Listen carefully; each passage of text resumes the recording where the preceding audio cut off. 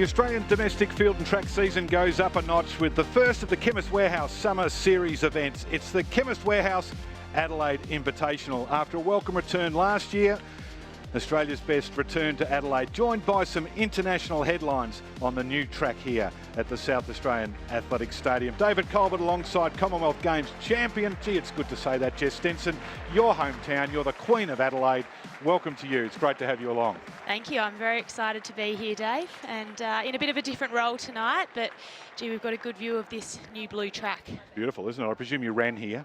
Yes, yep. I've done a few sessions on the new track and it feels great. Yeah, it looks fantastic. It was resurfaced at the end of last year, the start of this year, had the Australian All Schools Championships here last December, and a good crowd in as well, and that's good to see, and that's the place to be, isn't it? In the VIP section, a little bar there trackside, so they're looking forward to watching all of the action. Blustery conditions here tonight, and there's been a bit of a debate about which way the track will go for the 100s and 200s, and to check in on that we can go trackside and join our trackside commentator, the man who's going to be introducing all of our fields on the track tonight, Nick Wall. Nick, good evening to you.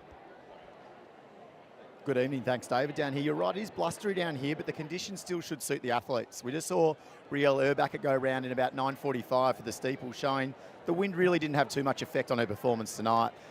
Down the back straight, it's a bit more open here at Adelaide than it is down the front. The triple jumpers at the moment, though, have talked about being prime conditions to perform well.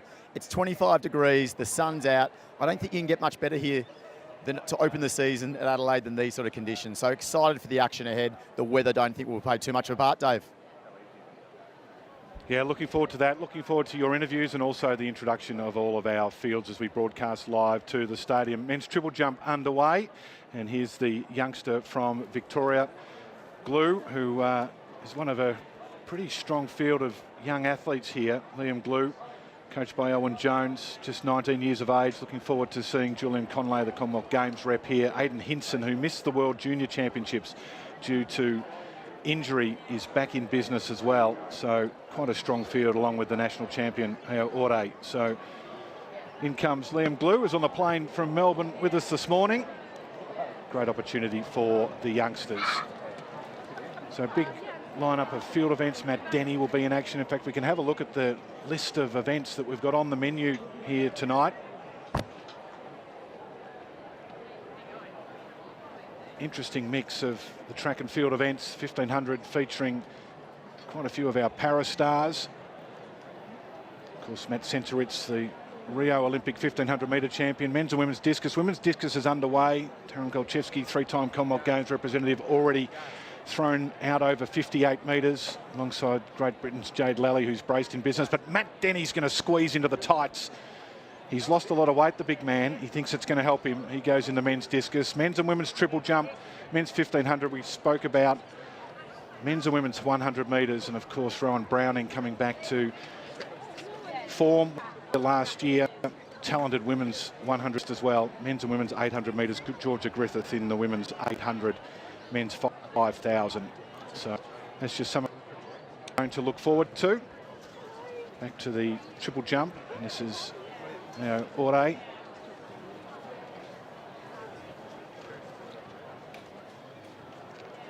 Victorian, like Liam Glue, coached by Owen Jones. 16:28 personal best. Won the Australian Championship last year. Bit of a surprise over Conley. He's a powerful athlete. Manages to keep the speed going through the phases, and one looks like around the 15-metre mark. So we're going to keep an eye on all the field, of course. That's my bias, Jess. You'll come to get used to that. I even talk about field events during marathons. I love it that much. Let's go down to Nick Wall. This is what we're going to do throughout the broadcast here. He is going to introduce the field for the men's 1500. Thanks, David.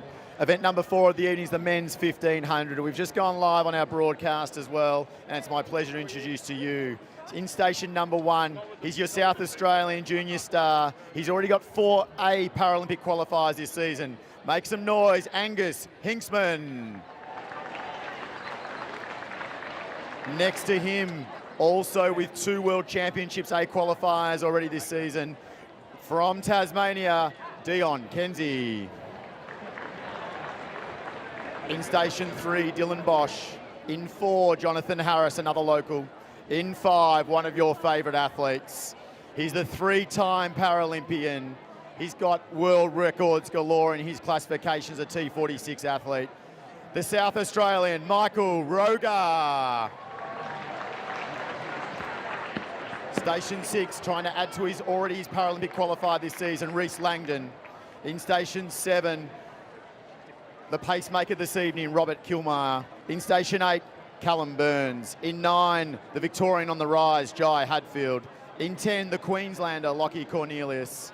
In 11, Stefan Music of New South Wales. In 12, Adam Goddard of South Australia. In 13, Ed Baisha, the Victorian. And rounding out the field, another South Australian, Lachlan Scott. That's our men's 1,500 metres. I wore my Air Forces.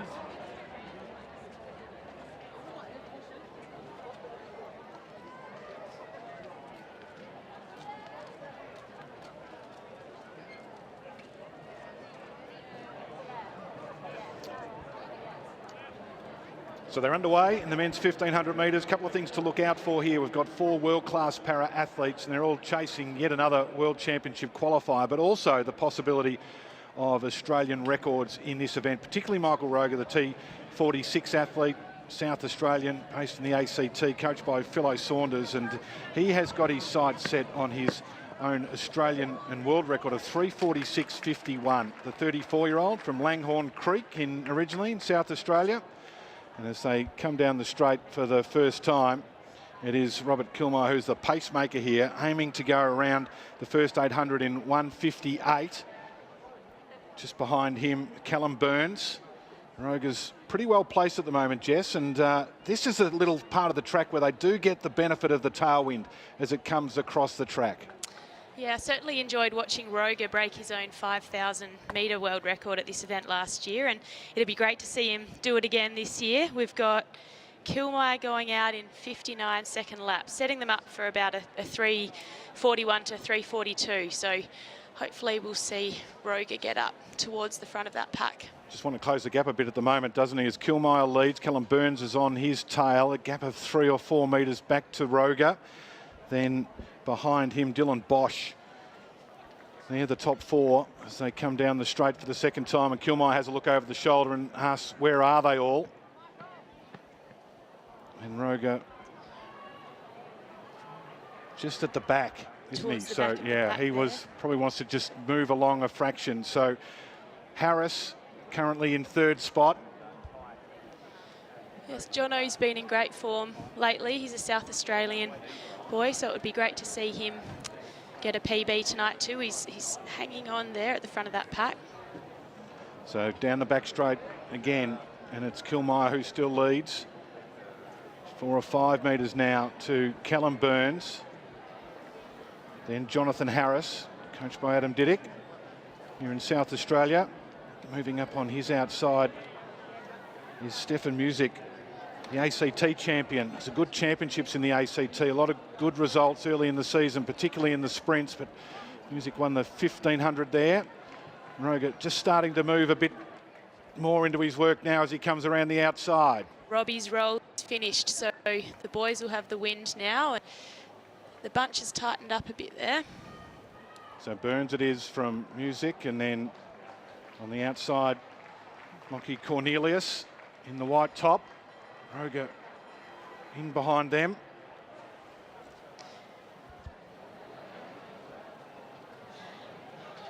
So they've got the bell, and now the stretch for home commences. Roga's making his move.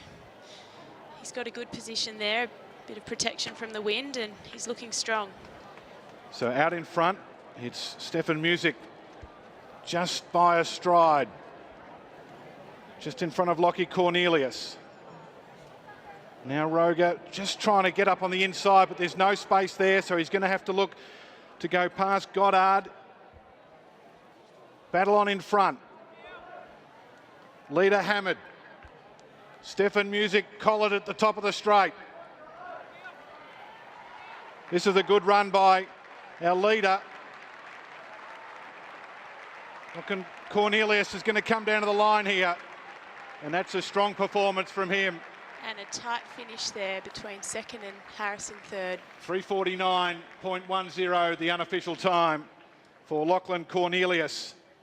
And Roger finished on pretty strongly. I think he was in about fourth spot. So 3:51.10, the seed time for Lachlan Cornelius. So that's a strong run from him. Tell you what, it does put into perspective the fastest time we've seen in Australia this season, which is Cameron Myers, a 16-year-old. He ran 3:40 at the Box Hill Milers. He's a... Oh, it's exciting to see, isn't it? Well, I'm glad he's not here, actually. When you're only 16, you've got a long time to wait. So he doesn't need to race in every race. But that was a well-judged effort from Lachlan Cornelius.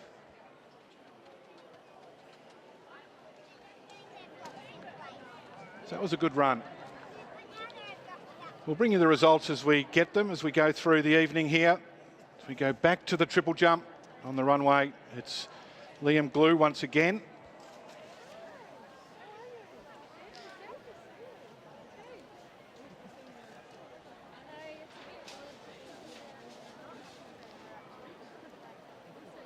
Pretty good wins here for the triple jumpers.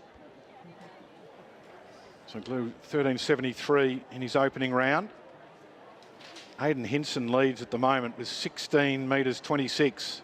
That's not too far short of his personal best of 16.35.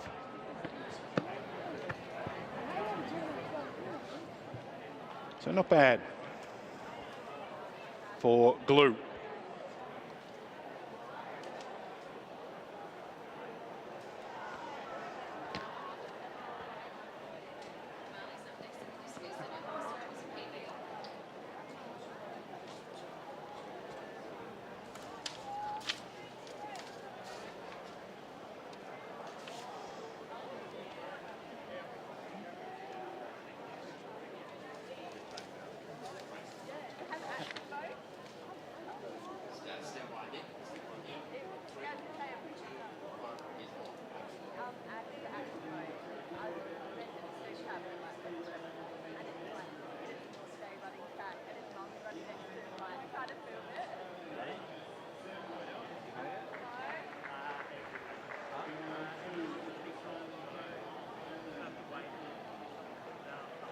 So Aore, 15.79 on the first round for the Victorian. Next on the runway.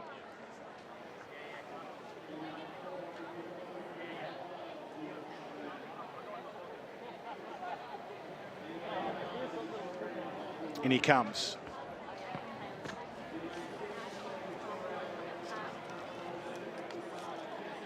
So that should be an improvement, or close to the 15.79. Take a look at the results of that men's 1500 metres. So it was Lachlan Cornelius 3:49.07 ahead of Stefan Music. Did well to hang on. Music, he was collared at the top of the straight. Then Jonathan Harris, Michael Roger 3:51.67.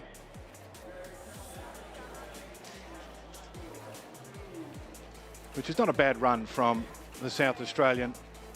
Outside his personal best, but still a strong effort. Dion Kinsey, 4:07.49, and Angus Hickman, 4:18.84, two of our Paralympic stars. I think the wind, Jess, difficult for the 1500 metre runners as we just saw then. It's going to be a bit blustery for them. Yeah, and the runners will just have to take that into account and perhaps adjust their race plans accordingly. Tita Anang on the runway in the men's triple jump, 16.33 man. And the younger brother of sprinter, Na Anang, who was formerly a long jumper as well. A very good long jumper too. She turned her back on the long jump. Why would you do that? To become a sprinter? Failed sprinters are long jumpers.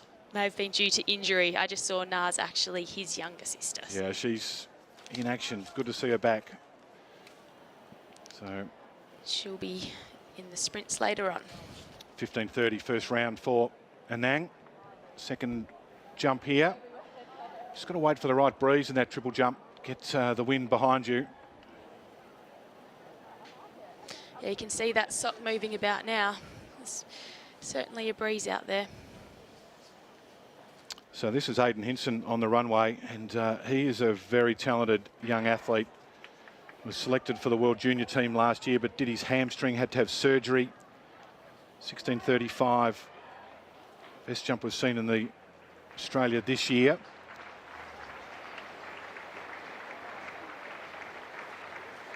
Exercise science student at Deakin Uni.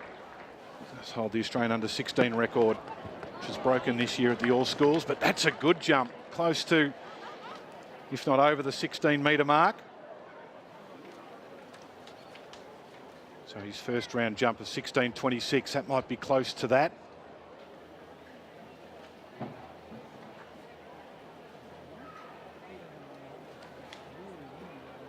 Had a walk around the track, Jess. It's brand new and it's bouncy. It feels fantastic, really soft and I think fast. The All Schools performances would tend to indicate that it's pretty quick.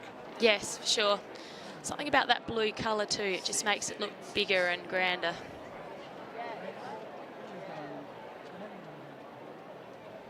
So Jackson Sweet next to go. One of a group of Victorian youngsters.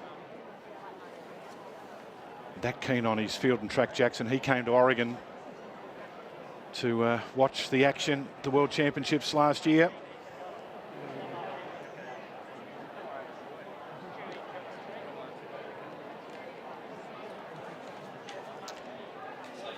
So plenty of action as we have just seen the men's C100, but we're going to join the action now for the men's B100 metres, and we can go to Nick Wall for the introduction. So thanks, David. Up in the commentary box. The next event on the track will be the men's B100 metres. In lane one, it's the 5-time Australian 200-metre champion, Olympic and Commonwealth Games representative from Queensland, Alexander Hartman. In lane two, from Victoria, McGregor Levi. In lane three, from New South Wales, a 19-year-old with some very impressive form this season, Jackson Rowe. In lane four, the name's very familiar to South Australians. He's the Australian under-20 200-metre record holder, World Championship and World Junior representative last year. Make some noise for Aidan Murphy. In lane five, his World Junior teammate from that trip, number 6 Australian under-20 all-time, Jai Gordon. And in lane 6, no one missed it at the last Olympic Games. He's the bronze medalist in the decathlon. Tonight he's only got 2 events on his cards. It's Ash Maloney. In lane 7, another Andrew Murphy athlete tonight from New South Wales, Christopher Ius. In lane 8, now a representative of New Zealand, Drew Rodriguez Chico. In lane 9, the Victorian junior, very talented 18-year-old junior, Alexander Colgan. And rounding out the field, Queensland World Junior representative. He competed there with Aidan and Jai. In lane 10, Lachlan Kennedy. That's your field in the men's B100 metres.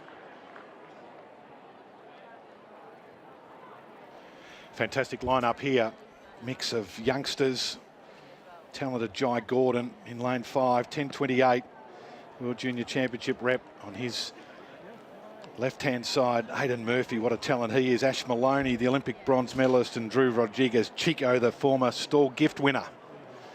And this is the B race. Tough assignment to get into the A race here. That's to come later tonight. So it's Hartman on the inside, then Levy, Jackson Rowe, centre lanes Murphy, Gordon and Maloney. 4, 5 and 6. And unsteady too, McGregor Levy, the Victorian, a little anxious.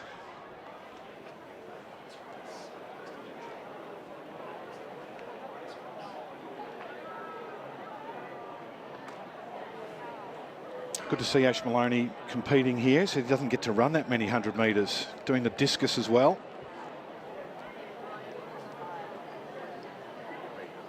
Didn't make it to the finish line of the World Championships last year and then had to withdraw from the Commonwealth Games, unfortunately. He's going to keep them all waiting here. Men's 100B race. Really looking forward to seeing Jai Gordon. There's Murphy in the middle. Just about set. Away. Gordon got a pretty good start. So did Maloney. Okay. Murphy's got a bit of work to do. Coming down Murphy. Gordon it is. I think it's going to get there on the outside. Drew Rodriguez. Chico coming from the clouds, I think. The big man. Gee, he loped along, didn't he? 10.56 on the outside. Thought Jai Gordon had them there. So did I. I didn't see that coming. And that is a good run. Well, he was very good when he won stall. He won the Victorian 100 and 200 metres a couple of years ago. And that was a good run. So it was Michael Romain who won the C race here in 10.63, just ahead of Jessie McKenna, who won the Bernie Gift in 10.67. Minus 1.2 was the wind for the C race. So the wind is chopping and changing, and they were thinking about whether they were going to run down the back straight here. The wind was just a bit too variable for that. So that was a good run. We'll bring you those times as soon as we've got them. And we'll see Ash Maloney back in the Discus.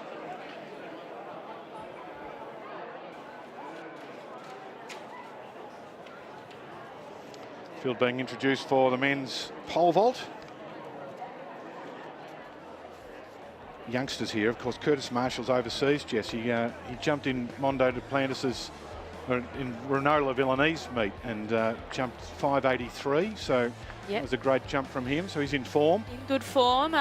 He'll be missed tonight by the South Australian crowd, but he's got a good reason to be away. Had some good performances in Europe from our Australian athletes. Michelle Jenica ran well on the hurdles, and big Wanamaker mile Ollie Hoare started almost as the favourite. Had a big story on him in the New York Times. That's what happens when you become a Commonwealth champion, Jess. You're big time. What a great race that was, hey, at the Commonwealth Games. That had us all excited. I tell you what, every time I watch it, I just can't believe he comes through. It's so impressive. I love it. So the pole vaulters there, you're going to have to be a little mindful of the breeze. Yes, not having had much experience in field events myself, I can imagine the wind affects that run up, and having a tailwind behind you isn't always an advantage.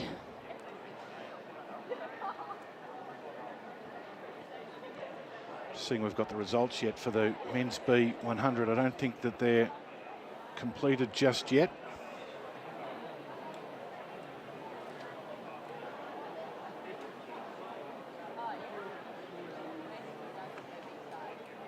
It's a good run from Drew Rodriguez Chico. A lot of those athletes looking for a spot in the A race as we build towards the major events of the season. The Maury Plant meet in Melbourne Thursday week, the 23rd. Of course, World Cross Country next week in Bathurst. That's got the distance runners in a fizz of excitement, Jess. It should be absolutely superb. I'll be there watching.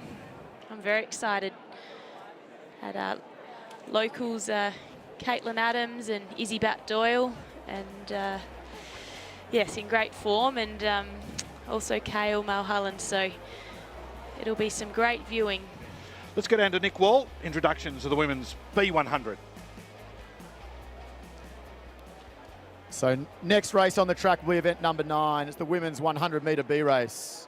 In lane 2, it's your local South Australian, Geordie McMillan.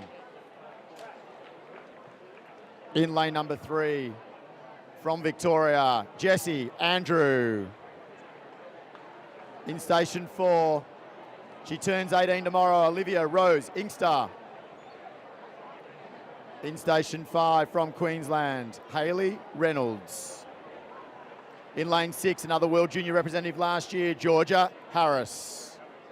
In 7, the Victorian on the rise, big PBs in January this year, Jessica Malat. In 8, the Tasmanian, Kiani Allen. And in lane 9, the Australian All Schools Under-16 champion on this track here, the South Australian, Charlotte McAuliffe. That's your field in the women's 100 metre B race.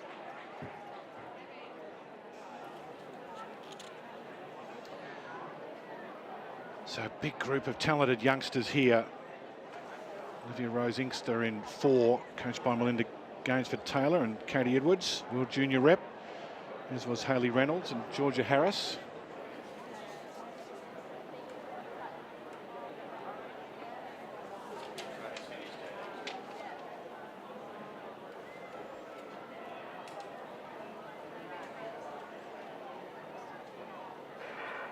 So away they go, pretty even start really. Inkster Rose has got a career, okay. Reynolds alongside her, Georgia Harris, and as they come down, it's going to be pretty tight here, isn't it?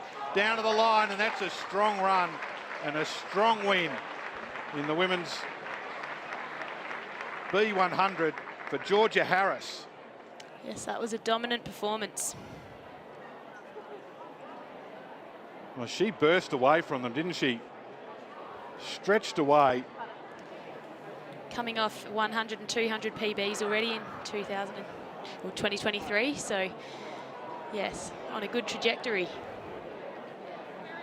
It's an unofficial time of 11:64.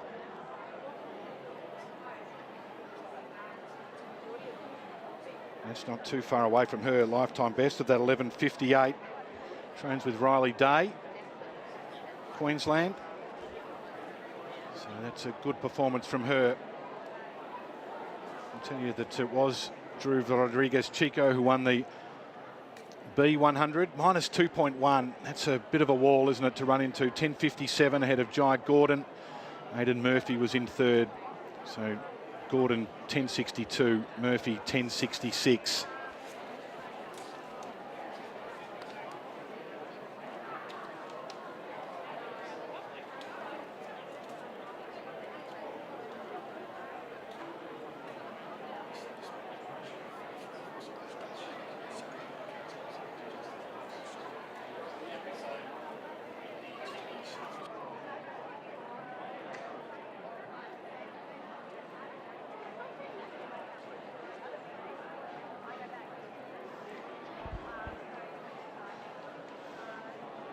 So I'll bring you the results of the women's B100 as soon as we've got them. But in the meantime, let's go to Nick Wall for the introduction of the pole vault.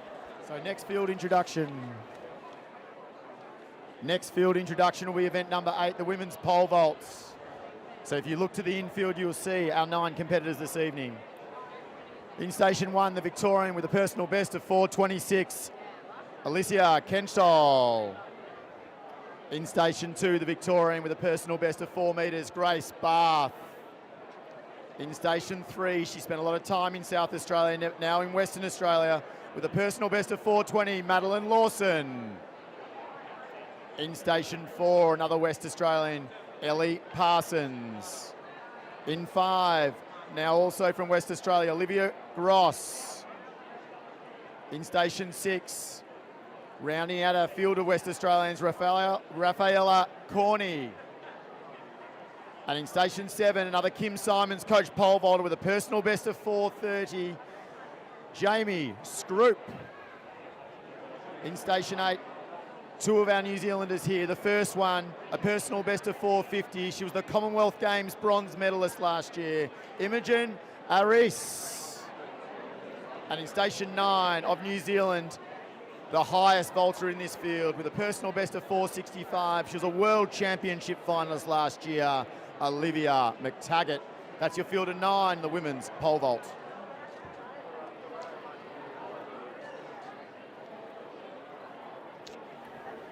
So we'll keep an eye on the pole vault as its height of the bar increases. Men's and women's underway. Women's discus just about completed. In fact, I might try and find the updated results of the discus and let you know how that's proceeding. So good throw from Taron Golchevsky, 60 metres 16. Molly Rakawasa, the youngster from South Australia, 53.51, and she's already thrown a personal best couple already in this competition. Jade Lally, 60 metres 28. So a couple of 60-metre throws already in the women's discus. That's wonderful.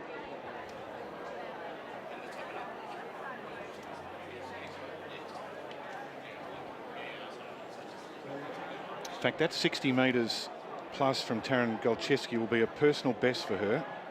No, it's not, sorry, season's best, 61.05. So not too far away from that, from the 3-time Commonwealth Games representative. And Marley, Is that a PB from Marley, did you say? I think so, 52. She's got a bright future. 59 for the 17-year-old. I heard her speak recently. She's got some big dreams, and I'm looking forward to watching her chase them. Coached by Steve Larson here in South Australia. So we'll bring you as much of that field action as we can. Don't have cameras everywhere, but there's a lot of action going on. Women's B800 not too far away, but we'll spend a little bit of time on some of the field events. And I do have a result too from that B. Women's 100 metres, Georgia Harris, 11.62, ahead of Hayley Reynolds, 11.74. Jessie Andrew, she ran a grade 400 at the ACT Championships. John Nicolosi, trained runner, 11.89. Olivia Rose Inkster, 11.92. Geordie McMillan, 11.93. That was the top 5. The wind settled down a little bit, plus 0.8. Hope that trend continues throughout the evening. Yeah, that would be handy.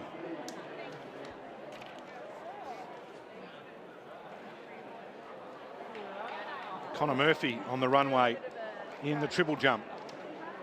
21-year-old, second in the Australian Championships in 2021. Personal best of 16.22. He's got a little bit to go, though, to get his dad's meet record, which is 17.18. Andrew Murphy. Saw Murph today. Looks like he could still bound out over 16 metres without his Achilles snapping in too. Done a little bit of work on the run-up and a bit more consistent, Connor. This is the problem, Jess, when you're as old as I am. You see Connor when he was a baby, and now he's standing on the runway with a beard. It's just a little disconcerting. I'm even starting to notice the kids I used to babysit are out there competing. So you can just see that technique, just wanting to work on that step into the jump phase.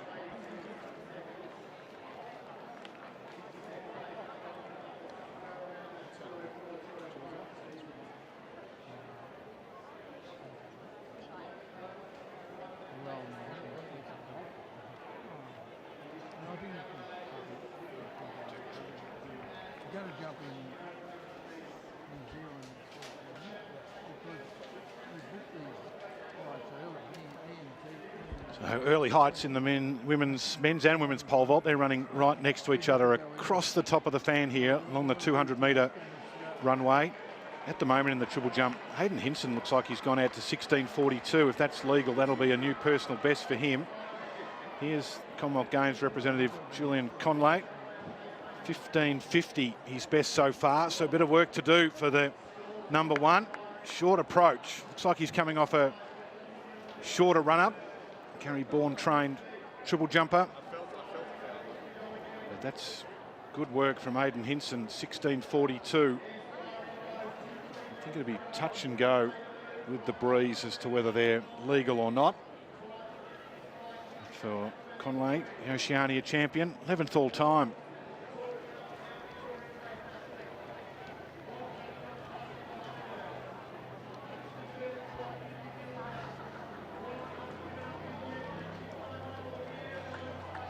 Beautiful throwing conditions for the discus. Matt Denny will be licking his chops as he prepares for the men's discus coming up later tonight. Looking forward to that one. I love watching Denny compete. It's his first for the season, isn't it? Yep. Really interesting, actually. He's playing with his weight, which is, I don't know how you do that, how you just go up and down by 10 kilograms, but I think he might do a lot less eating. Here's Anang in the triple jump just running through, but he's been up as high as 136 kilos. He wants to get down to 120. He's only 125. That's about 4 of you, Jess. He's trying to work out the mechanics and the speed and all of that combined. Now, I've just had an eye on the women's B800 here, and that was taken out by Maudie Skyring. It was a close race. Laura Roth was in the lead for a while there too. So some of the competitors to watch in the women's pole vault. Again, another group of youngsters, including the 2 New Zealanders, Addis and McTaggart. So we go back to Ore in the triple jump, and he gets little bit too much over rotation.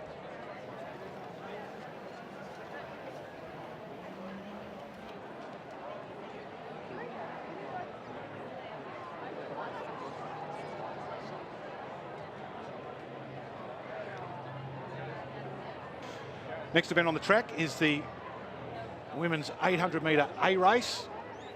And we can join Nick Wall for the introduction. So thanks, Dave. Next event on the track here is the women's 800 metre A race.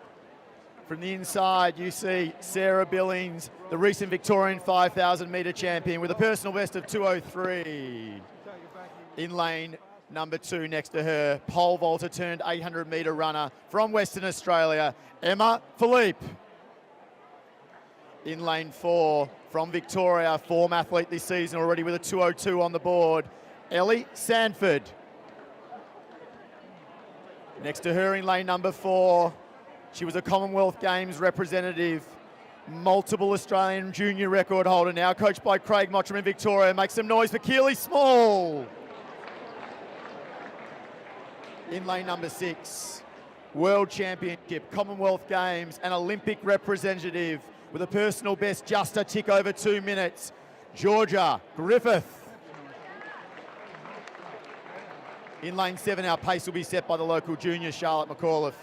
Next to her, you can't have missed her on social media, 2-time Olympian. She's done everything over 400, now showing great form over the 800. Another athlete just a tick over 2 minutes. Make the noise for Morgan Mitchell. In lane 9 from the US of A, a 1,500 metre NCAA finalist with a personal best also of 2 minutes, Rebecca Mayra. And in lane 10, from Great Britain, a personal best of 2:03, Madeline Murray. That's your field in the women's 800 metres. What do you think here, Jess? This should be really interesting. Georgia Griffith, the favourite, I think, in 5, but good to see Keely Small back in action as well. And Morgan Mitchell, of course, who's come from the Fashion Festival last night. Yes, Morgan recently ran a 2:06 and I believe she'll be able to lower that time. It'll be good to see what happens here. The pace is going out at 58 seconds. So Charlotte McAuliffe's out in front. She did the pacemaking and she's doing it and just ran the 100 metres. So busy night for her. Ellie Sanford wearing number 3 on the hip, just on the inside, and then Georgia Griffith going up on her outside as well. And they are sandwiching Keely Small, who had that fantastic run back in 2018, 2:00.81, Youth Olympic Games gold medalist, and won the ACT Championships recently. So it's fantastic to see her back and in reasonable form as well. That's right. And this event last year was taken out by Bendiria Boyer in 2:02.88. And the news today, I know we're watching this race, but Bendiria announcing that she's retiring. I hope it's just temporary. Yes, don't we all? So McAuliffe comes down 58 seconds. 58, beautiful. Pretty much spot on. So that leads Georgia Griffiths in front. Had a crack at qualifying for that 4x2 kilometre team for the World Cross Country, and isn't that going to be an absolute ripper next week? Yes. Such strong lineup for Australia with Jessica Hull and Abby Caldwell joining Ollie Hoare and Stewie McSwain. So anyway, they go down the back straight for the final time. It's Griffith in front, and right on her heel is Ellie Sanford, the Victorian, coached by Terry Cater. And what a year she's having as well, the former 400 metre runner who's made the decision to move up to the 2-lapper. Yes, around a 2:02.35 earlier this year. She's challenging here too as they come into the straight. So it's Georgia Griffith in front. Sanford moves up on the outside. Looks like she's going to challenge here, and she does, and she goes into the lead. So this is impressive running from the Victorian. Stretches away and is going to get the win here. Sanford takes it out. 2:01.21. That's a great run. That is a brilliant run.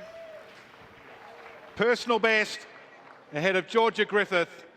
Keely Small there as well, and Morgan Mitchell finishing pretty strongly. But what a run from Ellie Sanford. So that's 2 PBs in the women's B&A races to win so far. Morty Skyring in 2:07, that was a PB, Mottram coached athlete. And then that was a brilliant performance. So the World Championships qualifier they're looking for is 159.8. Well, she's a chance to do that, I'd have to say, on the strength of that. She's been in great form. The fastest time we'd seen in Australia this season, so 22.23 since October, was Ali's 2:02.35 at Box Hill, the Vic Milers. So we knew the form was strong, but that was a tremendous run, 2:01.21. And I have to say, full credit to Georgia Griffith there, who really put it to her. So that was tremendous. Really enjoyed that. We'll bring you the full results once we've got them. Let's go back to Nick Wall. So thanks, Dave. Exciting race there. Personal best for Ellie Sanford.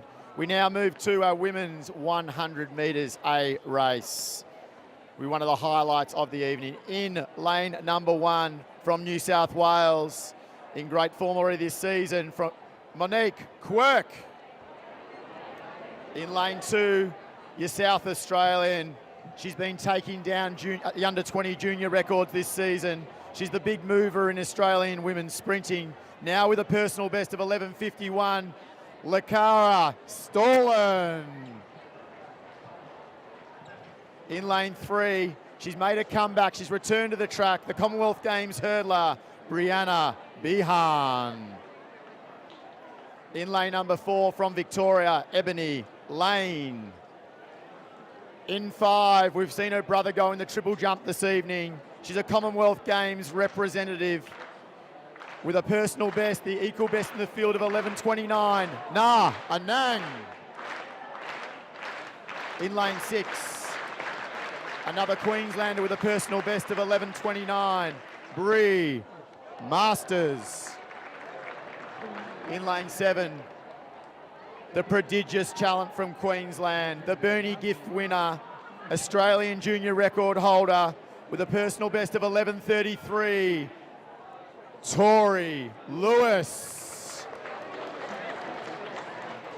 In lane 8, Tokyo Olympian, getting back to that fine form, Hannah Bassick.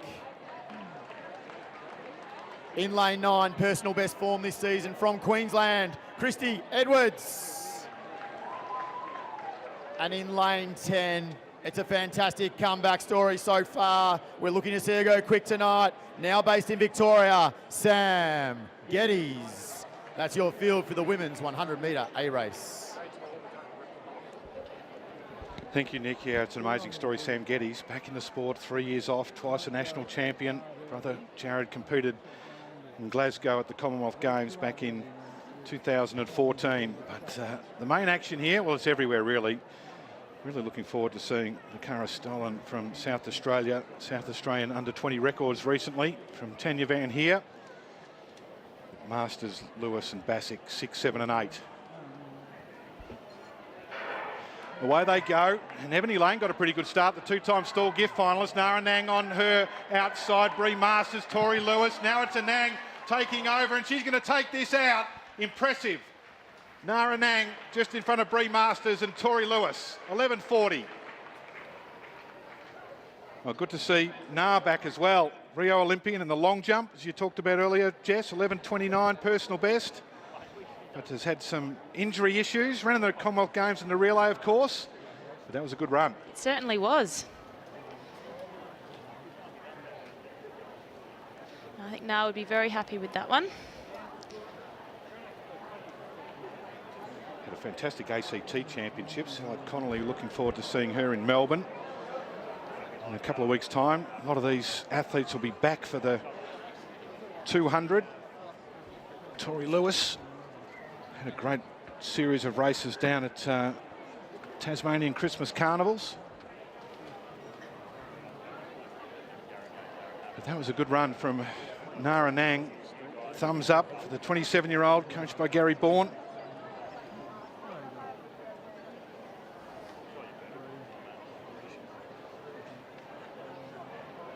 I'm not sure what the wind's doing at the moment, whether it's settled down or they had a plus 0.8 and might be roaming around a little bit. But, well, Anang on the triple jump runway, Anang about to be interviewed. Let's go down to Nick Wall, who's with the winner of the women's 100.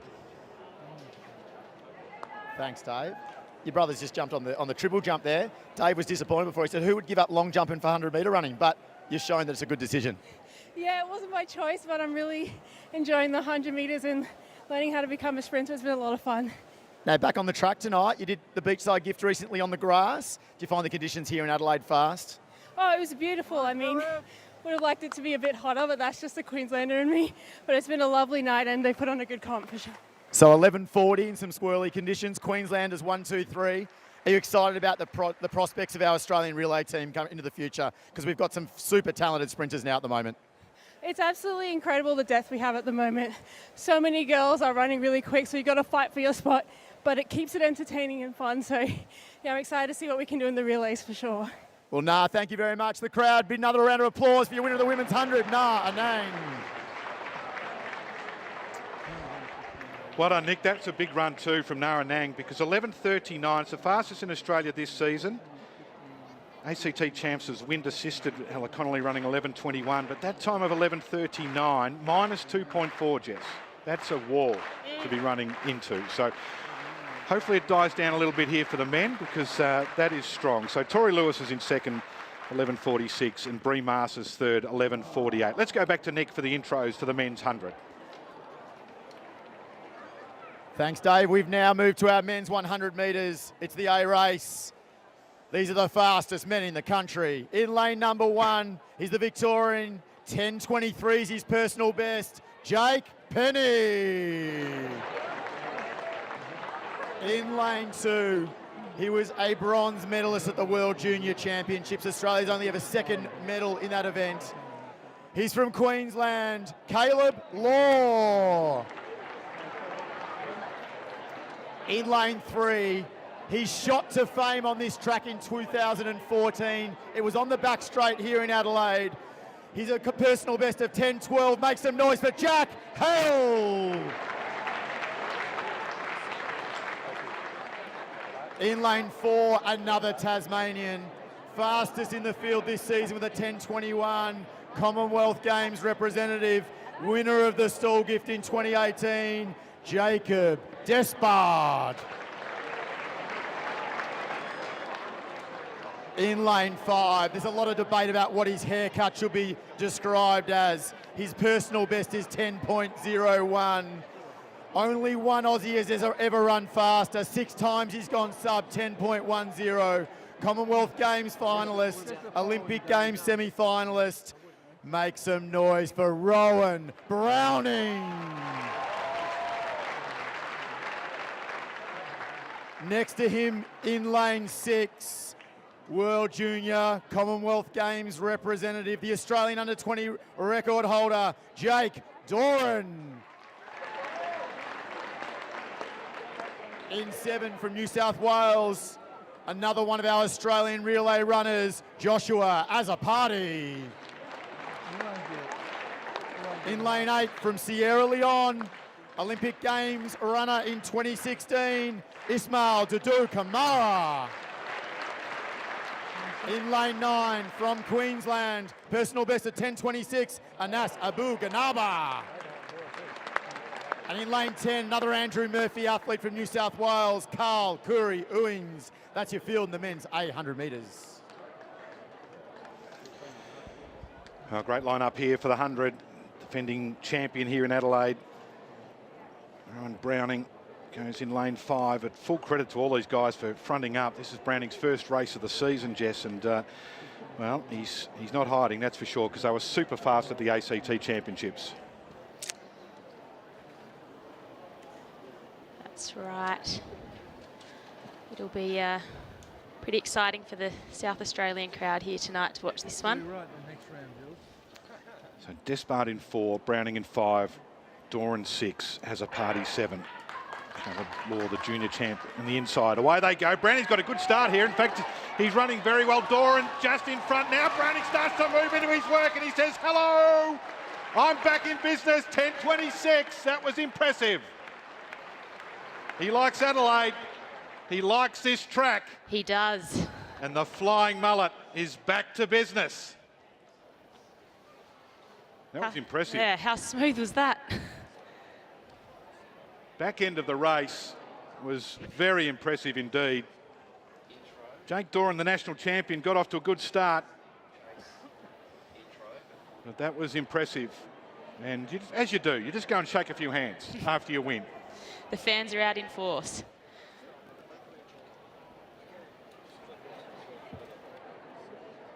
No, that was impressive. Let's take a look at the replay here.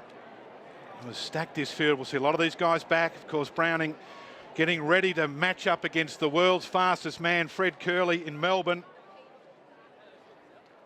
Doran was right there, but that back end of the race there, the last 20 metres, that was very impressive. And well, if I'm Fred Curley, I'm paying attention to that. Time 10:26. Not sure what the wind was at the moment. We'll get that to you, but that was impressive. It was, Dave. I've got a special guest here. Hello, Bruce. Jess is coming back. Don't worry. But only here for a moment. I know you're here and you love your athletics or your field and track. It's great to have you along. He was impressive, wasn't he? Of course, it'll be over 200 metres in Melbourne, so that'll suit Curley. But he was 1.3 behind him. But you said it in the calls. The last 30 metres, it was really the thing that I liked about Rowan there. He's in a good headspace, Dave. He's had a terrific prep. Had a chance to talk to him this week. He's feeling good and he ran so well tonight. Great start. You've done a lot of work with Rowan, I know, over the journey, and you've got a great relationship with him. Hey, what about, while we've got a chance, we're not too far away from the steeplechase, and we'll chat about that as we go along, but I know that you and I are a bit biased when it comes to this. Maury Plant, our late great mate, and Continental Gold meeting in Melbourne in 2 weeks' time, week after the World Cross Country Championships. It's almost back to the good old days of Australian athletics, like we had when Kathy broke 50 seconds for the first time and Paul Cleary beat the Kenyans and Mona got mobbed at Olympic Park. It's almost like that. How long ago was that? That was a while. Sydney 2000 in the lead up. Yeah. But no, you'll be calling along with Tamsin and Richo. The gang's back together, Bruce. Yeah, looking forward to it, Dave. It should be a fantastic night. Emotional in one way, but the fact that Athletics Australia have been able to attract all these overseas stars. Fancy having the 100-metre champion of the world running in Melbourne. We didn't think we'd see that for a while, and we've got it back. No, it was the days of Maurice Green and others that came to Australia, of course. Of course, Maury got Asafa Power really into the Commonwealth Games in 2006. That was his work, and that made a big difference, didn't it? Well, I've never seen a man jog faster than the 10:08 or whatever it was that he won the Commonwealth Games in Asafa. He didn't get out of third gear. So just about ready to go here in the men's steeplechase. Again, strong lineup of particularly the South Australians here. The Olympian Matthew Clark and Max Stevens, World University Games representative. Rowan's still doing selfies and interviews down there. He hasn't moved from that position. We'll interview him in about 3 hours after he's finished doing all of that. 10:25, the winning time for Rowan Browning, just ahead of Jake Doran, 10:37. Despard, he's running well, Jacob Despard, 10:37, and as a party just behind them. But as I said, Bruce, good on all of them for coming, and it's the only way they're going to improve is to race each other on a regular basis, whoever wins. So the fastest time in Australia since January the 1st is 10:21, so it was close to that, not in ideal conditions. I know that breeze looks good on paper, but it's a swirler as we've seen, Dave. I mean, such a contrast through those hundreds. Yeah, I don't think it's as good as the 1.3. Despard won that ACT champs, had the same time as Eddie Osai and Nikisha, 10:21, and Azzopardi 10:23. But that's the way they're going to improve. And again, Jake Doran as well, making his season debut against a big field. It's good to see. So here come the results from the 100. We can check in on that. So 10:25 was the winning time for Rowan Browning, who's going to be there for a while, I think, signing autographs ahead of Despard and Doran. Caleb Law, we'll see him back, better suited over the 200. So we've just got an issue with the starter's gun. Might give you some field event updates as we do that. Men's triple jump, Aidan Hinson was legal, 16:42. Okay. That's a good jump from the youngster from Victoria. Had a hamstring surgery, missed the World Juniors. And that's a good performance from him, plus 0.0. He took it out 16:42. In second place, Connor Murphy, 16:01. I reckon that might be a personal best or close to as well. 16:22 is his best, Dave. There you go. But I knew you'd know that. I was it's a just season's testing. best of So it's over 16, which he wouldn't have done a lot. No, and Ore 15.79 in third. Can I test you on anything else while I'm here? Just throw you some random names and see if you can come up with a PB. It's the only thing I know tonight that you don't. I'm struggling. If you know triple jump PBs and I don't, then we're in real trouble. Oh, the food's arrived. Thank you. The papadums are here. I might bring Jess back on, I think, because I need something to eat. Okay. She knows a lot more about Matthew Clark Bruce, and Max Stevens. I'm looking forward to being alongside you and Tamsin and Richo in Melbourne in a couple of weeks' time. Steeplechase underway as Bruce has his papadums. So this is, good field here, as we mentioned. So the youngster Flynn Pumper from Queensland, Commonwealth World Junior representative, I should say, Matt Clark, the Olympian. Ben Buckingham, also an Olympic Games representative. He's the fastest man in the field. Liam Cashin, sister Amy, competed for Australia, Olympic Games.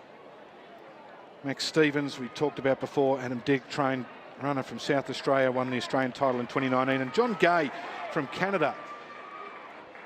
Who's here, he'll be at the World Cross Country Championships next weekend. And he's had an interesting lineup against Ben Buckingham. I think he finished one place ahead of him in Birmingham at the Commonwealth Games and then also in Eugene. So they were 8th and 9th. So it'll be interesting to see how they match up tonight.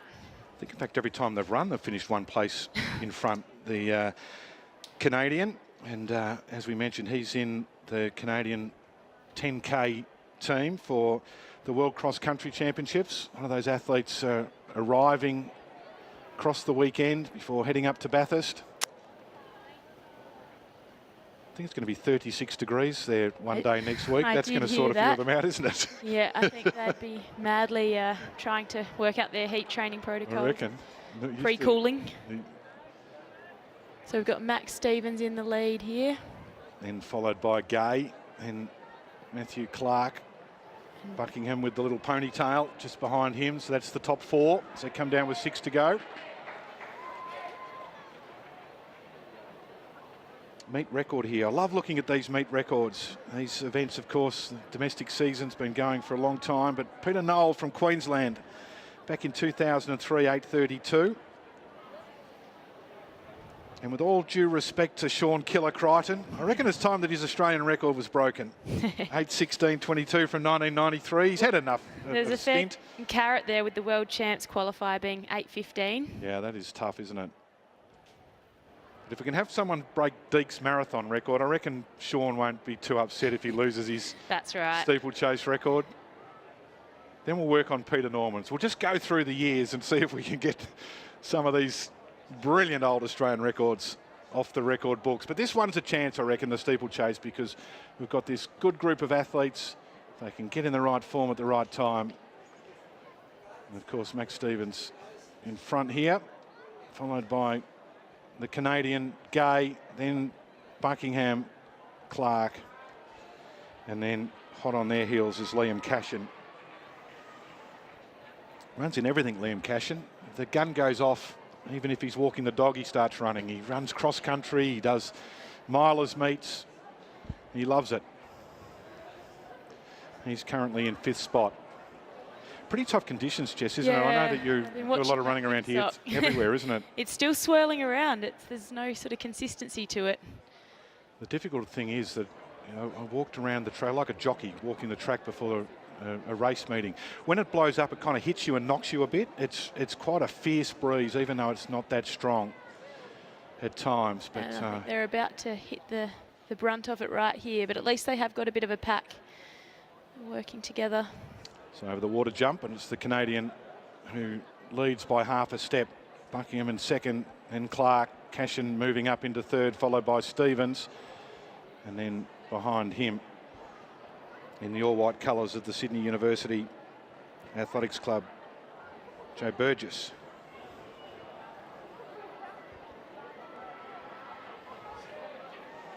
So 4 to go. And it is John Gay, the Canadian. 8:16.99 is his lifetime best. And I believe he's been staying with Ben Buckingham in Melbourne, so They've probably been doing a few sessions together. Well, he's come at the wrong time because it has been warm, but if he's only been there in the last week in Melbourne, it hasn't been that hot. You want a few 35 and 36 degree days if you, that is going to knock him around. 36 in Bathurst, if that's the temperature outside, it'll feel like it's 740 degrees around Mount Panorama. It'll be warm. I haven't walked the course, but I can imagine it's pretty exposed. So pole vault continuing.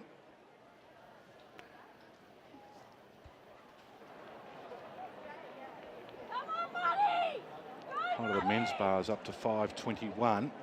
Can't quite see the height of the women's bar at the moment. So Gay it is from Buckingham right on his heels. Clark really trying to hang on. 3 to go. They went through the last lap in 4, so about 69 there, 68.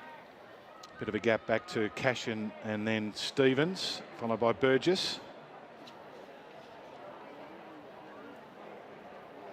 So Ben Buckingham, a lot of experience now, 5th at the Commonwealth Games, World Champs representative.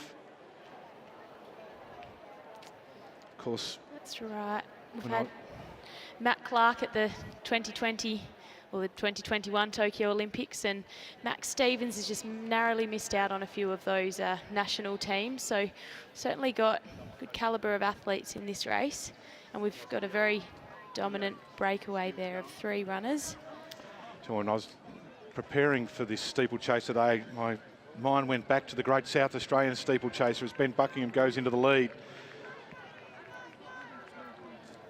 Kerry O'Brien, 4th in Tokyo Olympics, world record holder from 1970 to 72. Of course, fell in Edinburgh. Ben Buckingham looks impressive here. He does. He's moving well. So 2 laps to go. Clark desperately trying to hang on, and they look like they might have dispensed with the Canadian. They're maintaining a good rhythm over the steeples, despite any potential wind out there.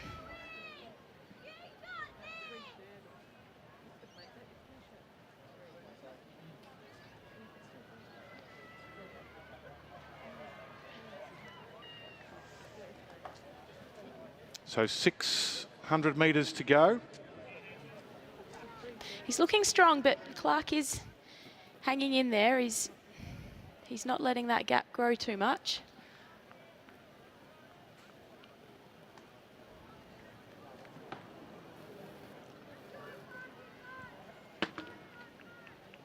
So coming down with 1 lap to go here. And it's still Buckingham in front. As the late Maury Plant would say, the welcome sound of the bell. 7.19 as they go through. Clark still running strongly. Gay battling on, but this has been quite impressive from Ben Buckingham. Coached by Craig Mottram. You let us say getting into the veteran stakes at 31. I think they're a bit ageless, aren't they? Yeah, you can't say that. But this has been a strong second half of the race for the Victorian. Good to see Matt Clark getting back into form as well after a bit of a flat spot after the Olympics. It can happen. Did such a good job. Chased the qualifying until the last second. Finally got it. Got his Olympic blazer. Yes, I still remember the meet when he came here to try and get that qualifier, and he had a whole lot of South Australians out cheering for him. It was very exciting. But tonight, Ben is on the home straight, and he's looking strong. It's been a great run. Getting a little tired as he gets over the last. It was a bit of a struggle, but now he comes down to the line. So it'll be Buckingham that takes out the steeplechase. 5.8. That's Head of Clark, who comes home strongly, and then it'll be Gay, the Canadian, heading to the World Cross Country Championships, who gets 3rd. So from the steeplechase, let's go down to Nick Wall, who has got Rowan Browning there, finally finished signing autographs and taking selfies, still waving to the crowd. What a great run, Nick. Thanks, Dave. I am down here with Rowan Browning, the winner of your 100 metres. Crowd, let's make a bit of noise for Rowan again. He gives a lot back to this sport. I've seen him over there. I think he's done every form of social media around there. Do you love running here in Adelaide, Rowan? I do love it. This is the first year I've been asked to do B-reels after the race. Adelaide always seems to produce the most enthusiastic crowd, so thanks to everybody who came out, especially all the kids. It's good to see you out here. So 10:26, I think it was about a -2. Conditions have been a little bit squirrely tonight. Good way to open your season here in 2023. Yeah, it's not too bad. I was hoping for something a bit quicker. I just got out a bit sluggish, but I felt like I had on a string the whole time, so I'll just keep building through the season. I'm looking forward to Melbourne next year and in the next couple of weeks, and just building from there. It's a really exciting tour ahead, the Murray Plant meet in Melbourne, where we hope that everyone here keeps a good view of. Fred Curley's in Australia. Are you excited to taking on the great man from the US, the world champion, the fastest in the world currently? Yeah, absolutely. You always want to race the best guys. It's the best way to test yourself and see where you're really at. And obviously Fred's the best of the best, so it'll be good to go head-to-head with him. I'm going to step up to the 200 metres, and I really have no idea how I'm going to go, so it'll be a good challenge. Now, I know you've had a bit of banter in the past online with some of your own Australian teammates. Have you reached out to Fred and told him what's coming his way? No, I haven't actually. We haven't had any communication, so I'm looking forward to meeting him in the lead up to the race, and I think we might be jumping on TV together at some point, so we'll see how it pans out. It's an exciting time for athletics. Ryan Browning, you're at the forefront on it as the fastest man in Australia at the moment. Thank you very much again, crowd. Ryan Browning. Yeah, well done. That's going to be fantastic. Of course, Fred's going to also run in Sydney over 400 metres, but that 200-metre clash, the Peter Norman Memorial 200, fitting that we've got the fastest man in the world and one of Australia's best in action there. So just a couple of those results. Claudia Carter was, did I say 2:02? I had that result.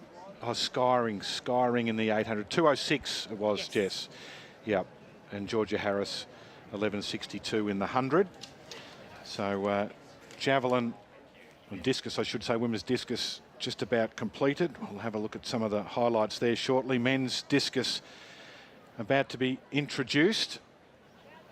So let's take a look at the action from the women's discus. And this was Nora Moni, the Cameroon athlete, African Championship silver medalist, former USA, now for Cameroon. She launched at a best of 53.07. Marley Rakawasa, the South Australian, 53.51 for the 17-year-old.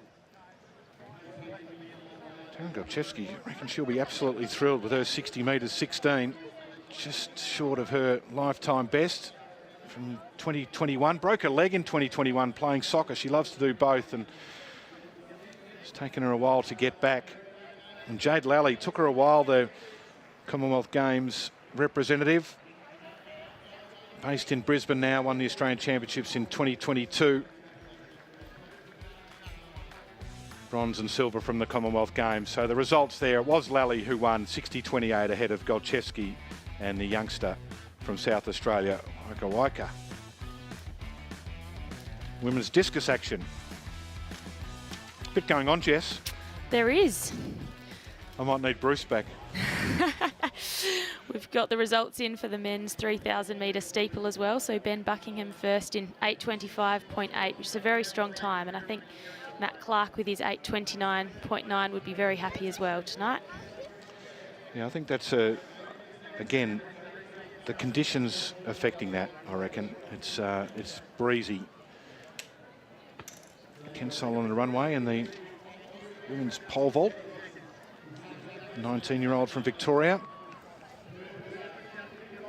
Of course, Nina Kennedy is one of 3 athletes that have got the confirmed spot at the World Championships.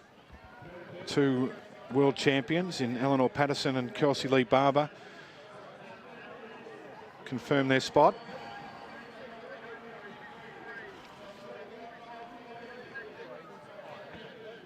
Let's go to a break and we'll come back with more of the action here from the Adelaide Invitational, presented by Chemist Warehouse.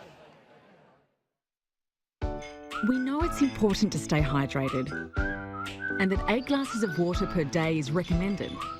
Though for many of us, that's easier said than done. That's why more Australians are making Hydrolite part of their daily rehydration routine. Hydrolite is scientifically formulated to rapidly rehydrate faster than water alone, with products suitable for every member of the family, so you can embrace life's everyday moments. You'll find the Hydrolite range for a great price every day at Chemist Warehouse.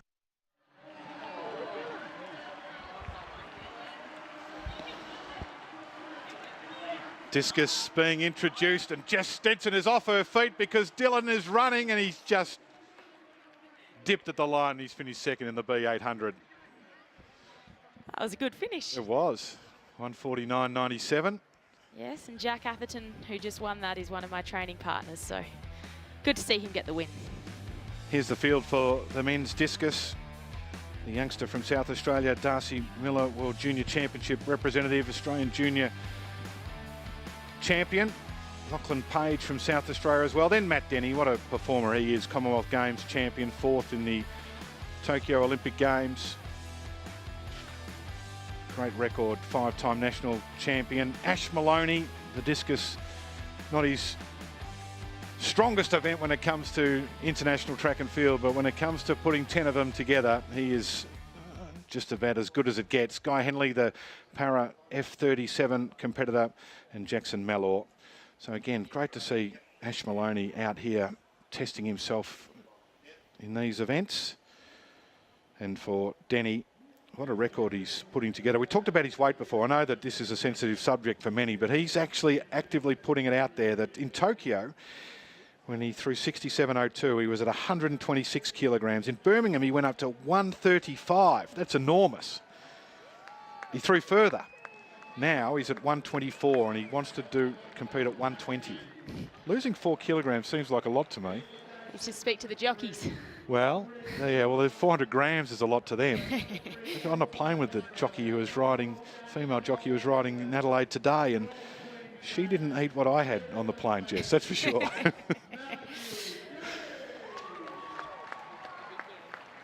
So there's the results of that B800 while we're away at that break. Jack Atherton, the winner, 149.94. Dylan, 150.09. Is that? He's had a bit of a tough start to the season with a little injury, so I think he'll just be happy to get one on the board there, and certainly a good contest between Jack and Dylan at the end there, and I think Jack will be really pleased with that personal best of 149.94, so it's good to see. So field being introduced for the discus. Still a lot of action to come. Men's 800 featuring the Olympic champion from Rio over the 1500 metres, Matt Centrowitz. Men's 5,000, women's triple, and then we finish off with the men's and women's 200 metres. Big field in the 800.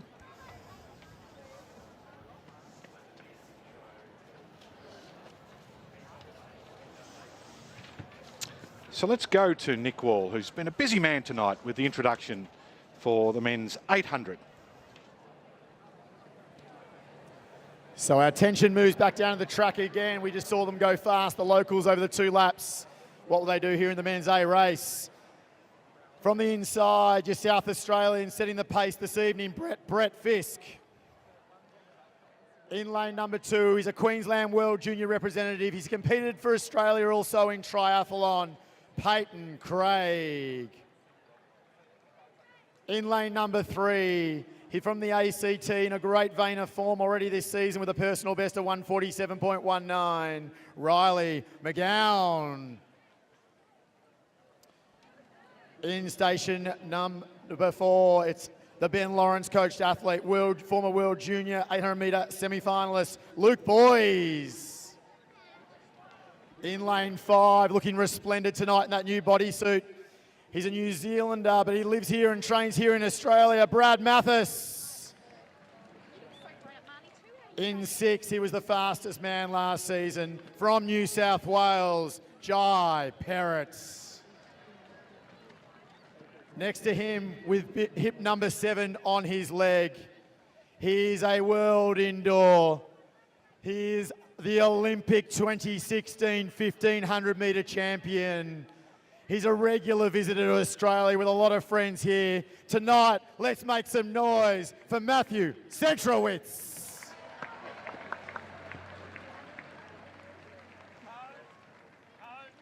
In station 8 from New South Wales, great form also this season. We won 46.45, Lachlan Raper. In station 9, now representing Malta but based in Queensland, with a personal best of 146, Jared McAuliffe. Former national bronze medalist. Very good high jumper in his junior days, but now a 146 man over the 800, Jack Lunn. And rounding out the field, a man who stepped up to the 800 this season as if it's easy. He's now a 147 man. Another Steve Fabris athlete, Jamie Harrison. That's your field in the men's 800 metre A. Well, looking forward to this. Centrowitz in the middle.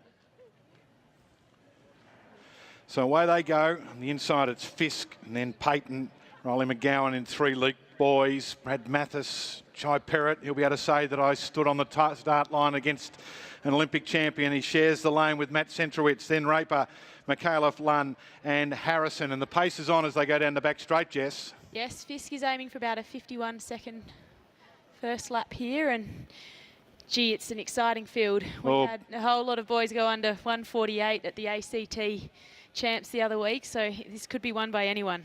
And that race was won by Lachlan Waper, who is the fastest time in Australia this year, and he just got a bit of a shove and had to push his way through. So as they come down the straight, Fisk it is who leads. McGowan right behind him.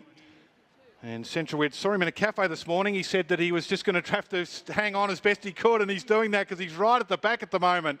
He's been in Melbourne doing a bit of training, but a long journey. He said, if I can run 155 pace, that's better than my mile, I'll be in business. He's got a bit of work to do. We've got Jai Perrott in the middle there, and he's one to watch tonight. He recently ran a 400 metre PB of 47.8, and obviously was in great form last season, and bronze at the National Championships in 2022. So Riley McGowan, it is in front, had to be collared by Mathis. Race is on here. Brad Mathis, the New Zealander, coached by Justin Rinaldi. But they're queuing up, aren't they, as they come into the straight? Really queuing up now. Got Mathis looking strong here. So trying to hold them on. Off, McGowan trying to hold on. Right down the outside. Fast finisher. Lachlan Raper didn't get a good run, had to push and shove, and found his way to the front by running the widest down the straight, 147.75.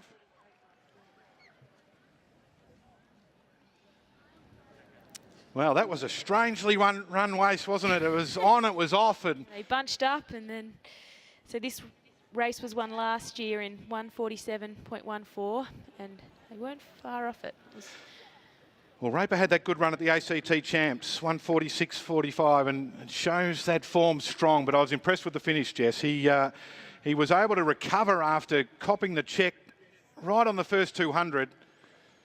Centrowitz is wondering why he's come to Australia in summer and faced all these boys that are in shape. We'll see him next week in the John Landy Mile in Melbourne. But that was a good run from Lachlan Raper. It certainly was. So Discus continuing. We'll give you an update on the pole vault in just a second. Bar rising there, but I think we're just about ready to go and join Nick Wall, who's with Lachlan Raper, and Matt Centrowitz. And Nick, you can ask him whether he's reconsidering the decision to come after that. He said he was going to be a bit slow away at the start, and it looked like that. He was spot on. Thanks, Dave. Dave just said up there, Matt, are you rethinking coming to Australia in summer? You've just got off a plane. What was it like here in Adelaide? I mean, you know, early on I knew right away I didn't have my legs, but nonetheless, at least it was good to rust buster before I head back to Melbourne tomorrow. Now, Lockie here was our winner tonight. Lockie, I know it wasn't Matt's first run off the plane. It wasn't that you haven't taken down a big scalp tonight, big jam for the rest of the season. How was that though? Your first win on the national stage at this level? Exciting form this season. Yeah, no, felt as good as it could.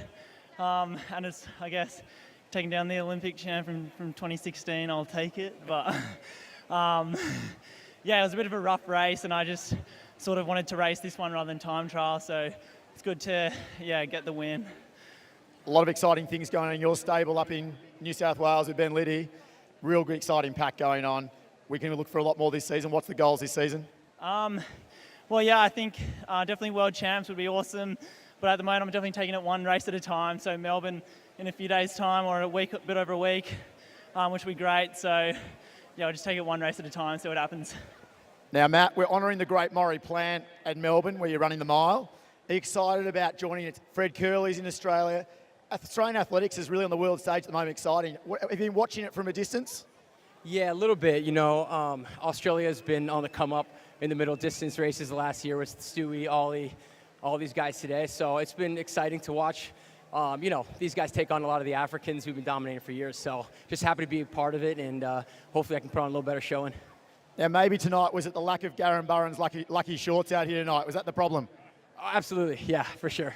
For those unaware, Matt's a very good friend with our Gav Burren, coach of Abby Caldwell, of course, and he's famous for his lucky shorts. But Matt Centrowitz, fantastic for joining us here tonight in Adelaide. Again, round of applause, our Olympic champion tonight, the up-and-comer Lockie Raper. Yeah, it was a good run from Lachlan Raper there, and again, Matt Centrowitz getting ready for some bigger and better things. Update in the pole vault, I can tell you in the men's, the height of the bar is up at 5.20, and Georgiopoulos, Lachlan Burns, Dalton DeMedio and James Stain still in at 5.20, a couple of misses there. And we just saw Jamie Scroop on the runway. The veteran now in the women's pole vault, the height of the bar there is at 5.20, I think, because Scroop had a first attempt clearance at 5.05. And plenty are still in that, including the two New Zealanders who are yet to come into the competition, Imogen Addis and Olivia McTaggart. So we'll try and join that once we get to it. Men's discus. Operating in the far corner of the stadium. And Matt Denny launches his opening round throw. Best season opener for him is 64-64, Jess, and that's what he's got his eye on. It's first competition for him. Yes, he looks fired up and ready to roll. And there's some good support over there as well. It's a good souvenir, isn't it? It's the best thing about the names on the bibs, that you don't just take away a number with an autograph on it, you take the name as well. Someone's going home with a Centro. Yep. That is tremendous. One of the things I love about these meets, seeing the young kids come out. And they're out in force tonight. Well, it has to be mentioned as Maloney steps into the circle in the discus with Centrowitz. Had that knee operation, thought it was just a meniscus, and ended up being a bit more serious than that. So he's just had the one indoor race, just his second race since 2021. He's trying to get back, of course, to the World Champs last year in his hometown of Oregon. He wasn't able to do that, so he hasn't had that much running. So it's the process of the comeback. That's right. Addis on the runway, 4:35, I think, height of the bar. 4:50 jumper, Commonwealth Games bronze medalist. Of course, Nina Kennedy, as we mentioned, automatically gets a start at the World Championships as a wild card. So, men's 5,000. Not sure Riley Cox is here. I think he might be scratching some of the athletes to watch. One in particular, Jared Clifford down the bottom, our Paralympian vision impaired runner. And open field here in the men's 5,000, Jess. That's right.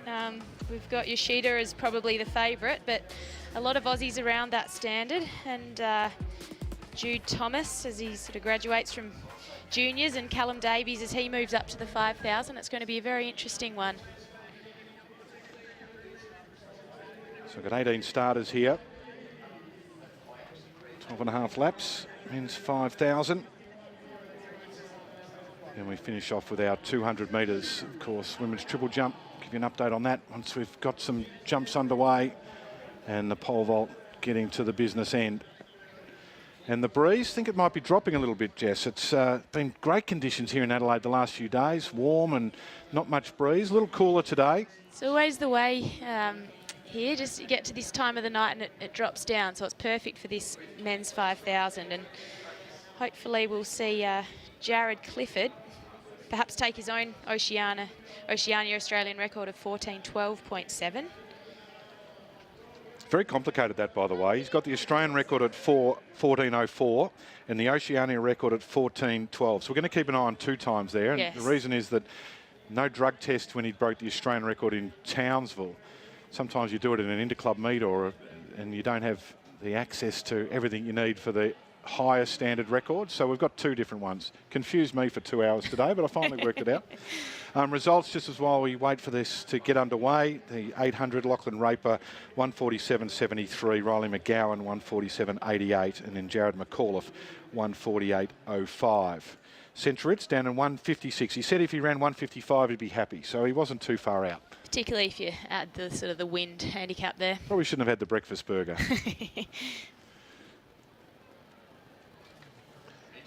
He did enjoy the coffee, though. They do a pretty good coffee in Oregon, so he's a man of good taste. And the man in front, Seth O'Donnell, I love him. He won the National Cross Country Championships in 2022, and he has got a haircut that I'm envious of, I have to say. Yes, I did watch him at the cross country here in Adelaide last year. It was an impressive run.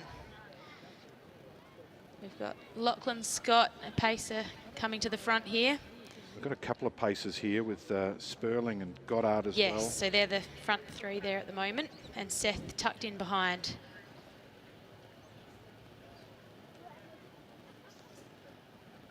I think Isaac Haney will be one to watch tonight as well. He's been in great form. Local athlete. So Matt Denny in the discus circle, looking for the support of the crowd that are assembled on the back straight for the big man in the big shorts.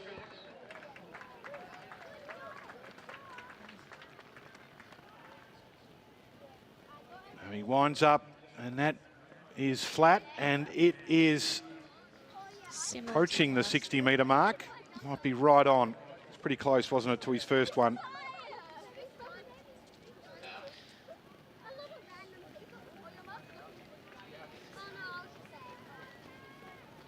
Got a good train happening here in the men's 5,000 with the 3 paces up the front. We've got a Japanese athlete and Seth sitting there on the back of the paces. Pole vault continuing with a miss there. So 61.82 was the distance for Matt Denny, 3rd attempt. But his first one, 64.39. And when I find my bit of paper, 64.39, just short of his best ever season opener of 64.64. So that's a good start for the big man. And Maloney also in action over there. Just keeping an eye on the 5,000 while I'm not, I hope.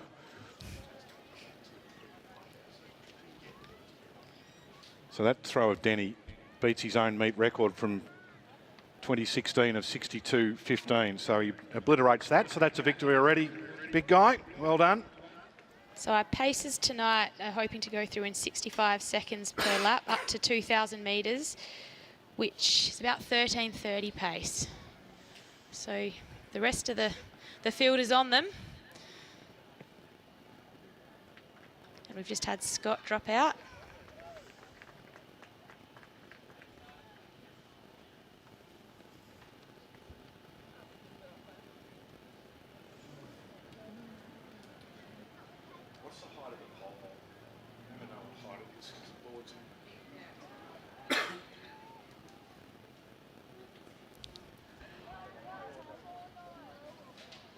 So Jared Clifford, he's got his guide, Tim Logan. They're both wearing hats, so that helps. But Tim's nowhere near him at the moment, so that doesn't help.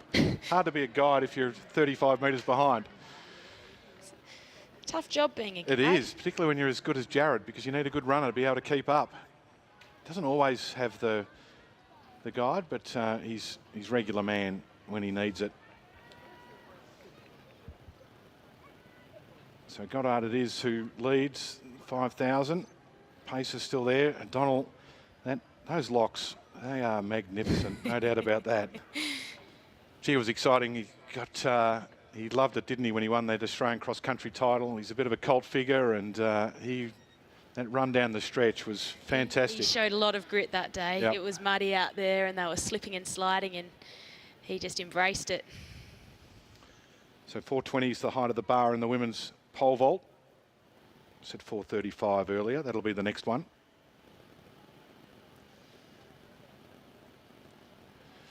But the conditions, they're better for the distance running.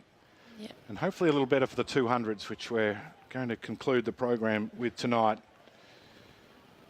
So Jared Clifford, what a Tokyo Paralympics he had. When was the world record holder in the T12, world champion in the 1500 and the 5000 in 2019. Of course, he had that big checklist of things that he needed to achieve. Go to the Paralympics, win a World Championships medal, break a world record, run a marathon, which he did, and win Paralympic gold. So he's got one more thing to go. He's right at the back of this group as they come down with 8 laps to go. So he finished second in the 5,000, third in the 1,500. He started the marathon, finished it, but of course left his breakfast on the track straight afterwards. That's right. Thumbs up to Dylan. There's Billy just saying hello in the commentary box here. You can't see that at home. Wondering what I'm wearing on my head. Yeah. Hello. Yeah. Got his favourite car in his hand. Oh, we've got some movement at the front here. Looks like Sperling's just popped off to the side. So we got Seth still just in the lead.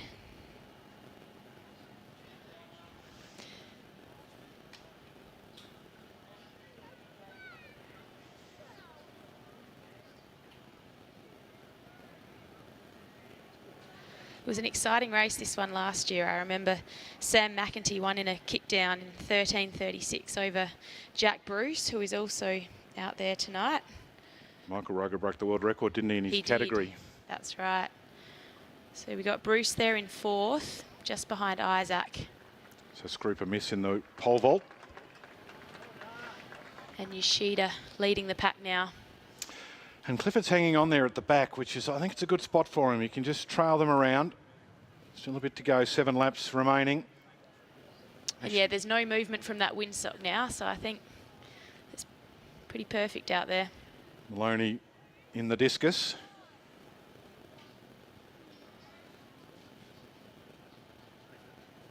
Kind of forget with Ash Maloney, he's still just 22 years of age. World Indoor bronze in the heptathlon. No discus there, of course. That Olympic bronze medal from Tokyo. What a memory that is for all of us. Yes. And no changes in position here in the 5,000. A little gap was starting to form between the pack and Jared, but he's bridged it. So Yoshida it is who leads from O'Donnell. Then Isaac Haney. So they're going to come down with 6 to go here in the 5,000. Clifford just starting to drift a bit at the back as they run out of the straight. Wants to try and hang on for as long as he can there.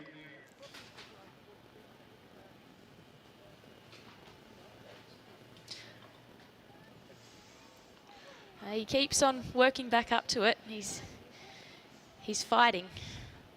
I love about the way Jared runs.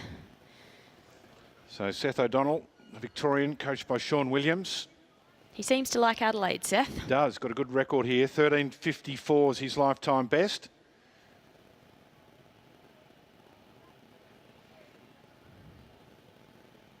And Isaac, sitting in 3rd there, ran his PB only recently, 13:30.8, but he ran a 13:39 at this race last year, which was a PB at the time. They've bunched up again, and we've got Clifford just tucked in there.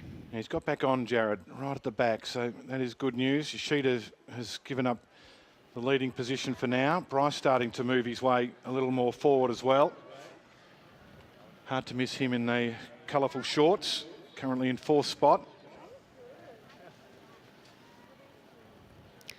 Then we've got Jacob Cox just coming through now. Dan Canala.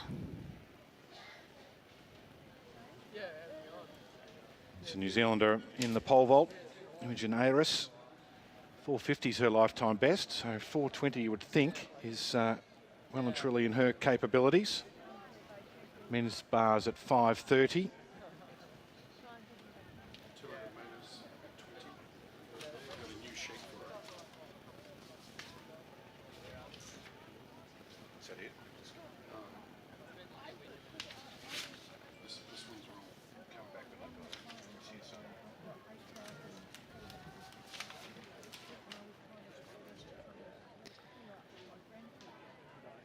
So we're starting to see the tall figure of Jack Bruce just work his way around there towards the front. But Seth has maintained that lead.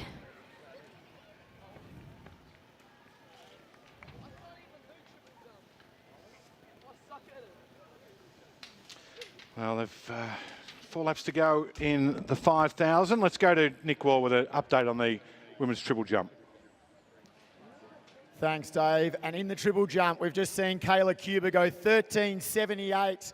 That moves her 22 centimetres on her personal best. Number 3 all time in the triple jump. So Kayla Cuba putting great performances down here, David. 13.78 for Kayla Cuba. Yeah, that's fantastic. And Kamala Dennis, 14.04, the Australian record holder. Linda Leviton, number 2 on the all-time list, 13.93, and now Cuba improving her position in 3rd place on the all-time list. And Tesalea Wusu as well, looking to improve on her personal best. So Bruce is he's moving up, isn't he? He's right on their shoulder. 3 to go.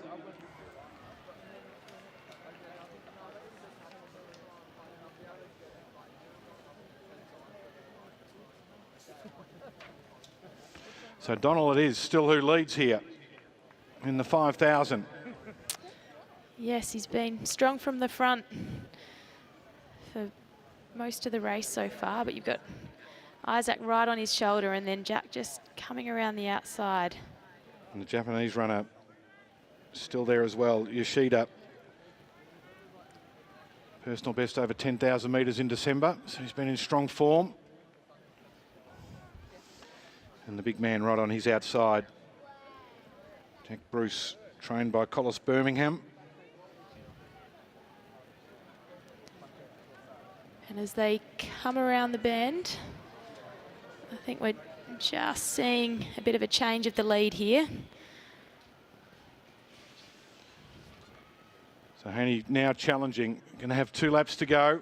Pace is on, isn't it? There's been an increase here. That's right, so that was a 68 lap just then. Davies moving up into it as well. Clifford just off the back as he searches for something in and around that 14-minute mark. 250 sort of K pace at the moment, and they're getting rolling. So out in front, it is Isaac Heaney, the South Australian. 13.30 is his lifetime best. But the pace has dramatically improved, and you can see that they're now strung out. We've got Adrian Potter from South Australia on the back of that pack there, and Seth's just fallen off. We've got... Jack Bruce looks menacing though, doesn't he, as he moves to the front. He hasn't wanted a bar of it until now. He's going to come down and get the belt, but he hasn't had a step in front until this point. And now he leads. Just behind him, Callum Davies. Yoshida not done with yet, the Japanese runner as well. He moves out a little wider. He was strong in this race last year and just came in second, so we'd be looking to get that win. So what have they got left as they go down the back straight for the final time? Bruce it is who leads from Davies. And Davies has just gone past. Sprint on. Not sure that Bruce has got anything left there. So they come down with 150 metres remaining here in the 5,000. And the big sprint is on. Jude Thomas, he's bided his time as well. And he stretches away, and this has been impressive. Look at him. Hit away, made his move, takes the win. Well, that was a very well executed race by Jude. He's one to watch, that's for sure. And we've got Jared coming down the home straight now as well. Not too far away from his Oceania Australian records, 4:11. He's going to be pretty tight to that 4:08. So I think that will beat his Oceania record. It has. It's a bit confusing because his Australian records is 4:04, but I think that's an Oceania record. 14:12 it was previously. There you go. So That was a great run, wasn't it, by Jude Thomas? well, he didn't really show himself at the front at all, did he? And then he's just come home flying. No, it was well judged. Certainly was. Callum Davies was impressive. Jack Bruce gave himself every chance. Hung in there for as long as he could. And I think Jared Clifford's broken his Oceania record. So there's a bit going on there in the men's 5,000. Yeah, so Jude, coached by Collis Birmingham, actually set a PB in the 5K in this race last year as well. Well, Collis is moving into his work nicely, isn't he, as a coach? Part of the Melbourne Track Club and a bit of a protege of Nick Badeau, but he's moving into his own now, and that is good to see, along with Adam Diddick and the other distance coaches. Eris on the runway in the pole vault. And a clearance.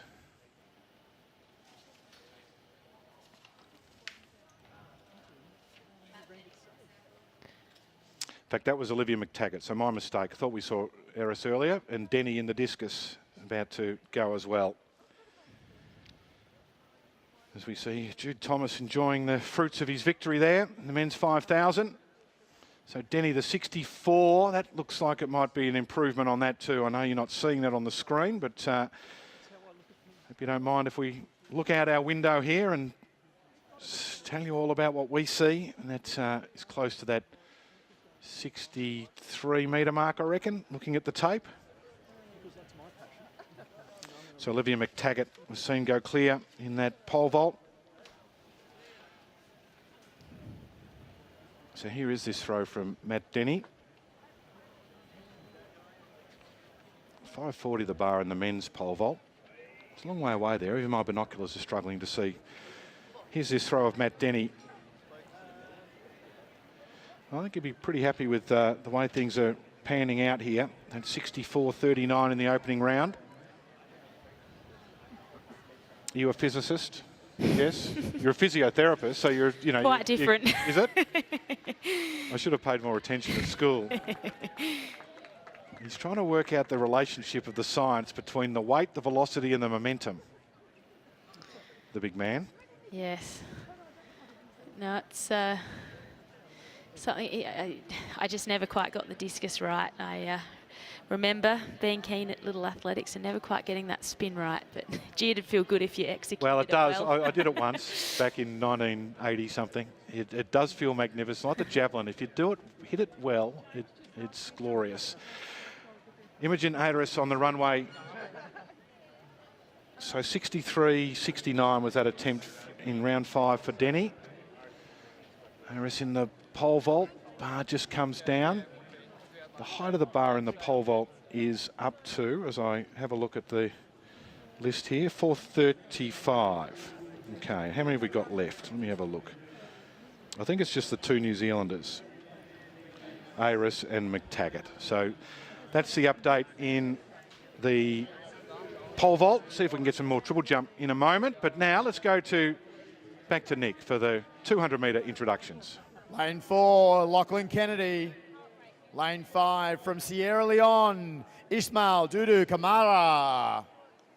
Lane 6, the New Zealander, Drew Rodriguez Chico.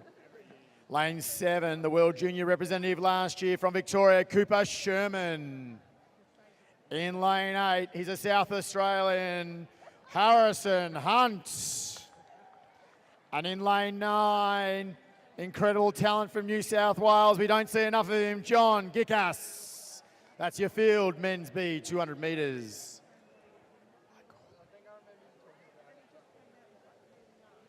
So I've got some results from the 5,000, which we'll go through in a second, but Thomas, 13.48, the winner. Men's B, 200. What did Jared Clifford do? Did he get his record? 14.08.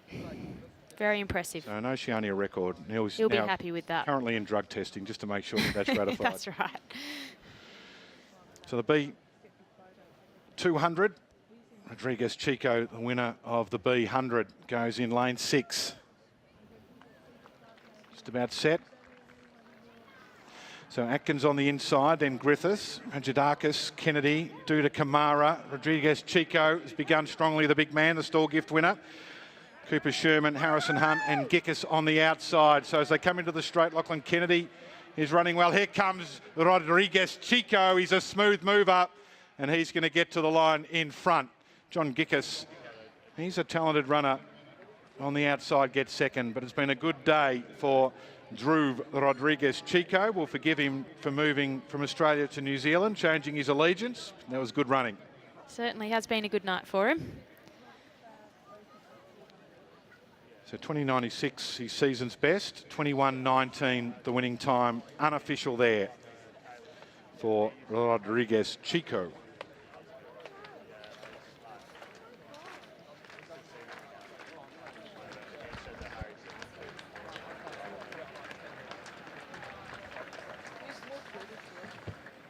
Good news in the discus. Darcy Miller, the youngster, has had PB after PB after PB. So he started with a personal best 53.10, was 50.49 and 53.62.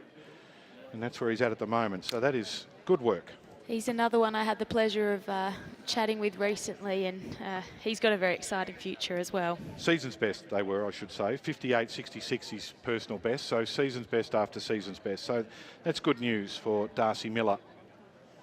Back to the pole vault. 5.35.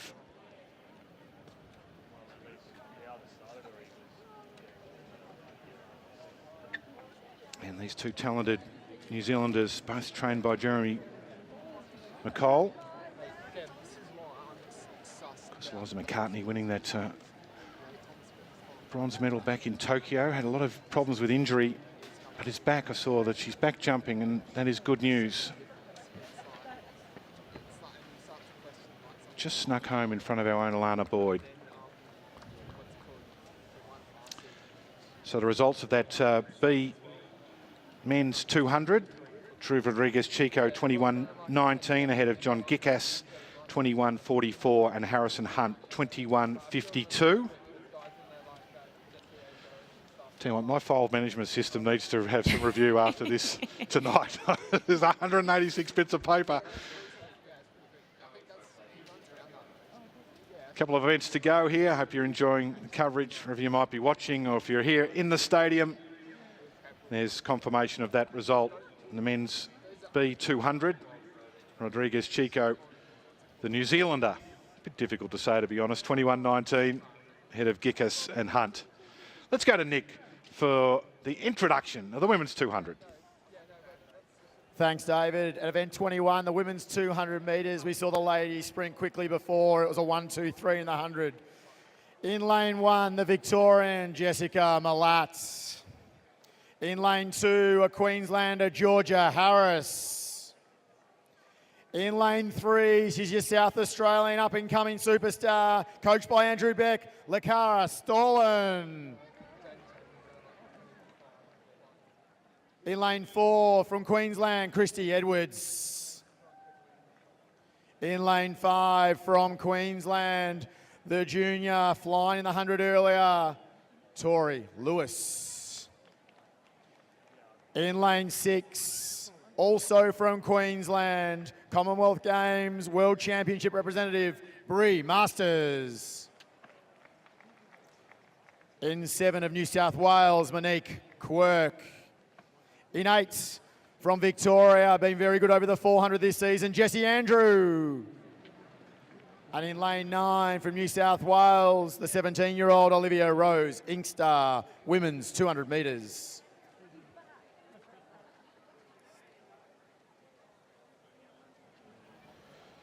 So what have we got here in the women's 200? Tori Lewis, I should say, was impressive in the 100. Bree Masters. Who's making her season debut, Masters. So down to the blocks they go. Tori Edwards returning after that hamstring injury that kept her out of the World Juniors. Ella Connolly, the national champion, resting up for later in the season. So we've had some movement over there.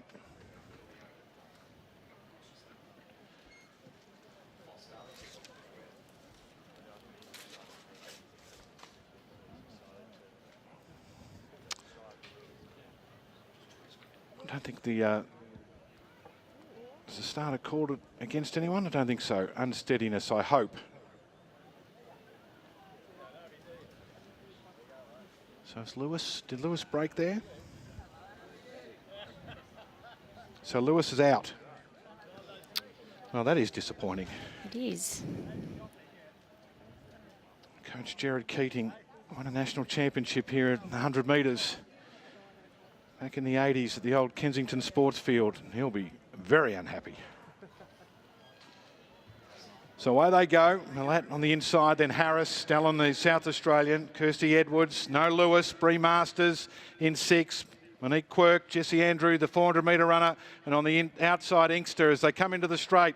And Masters, does she have command? Harris running well on the inside, but it is Bree Masters who's going to come down to the line here and get the win. Stalin in third there. Good run from the South Australian, but 23.58 for Bree Masters. Well, she's had a good night. Ran well in the 100 behind Nara Nang and has got the win here in the 200. And Jess, when you're 18 years of age and you're all fired up and you think you can run a big personal best and you do a false start, that you put that in the bank of a learning experience. That's right. It's hard to stomach at the time, but that's all you can do. Taggart in the pole vault.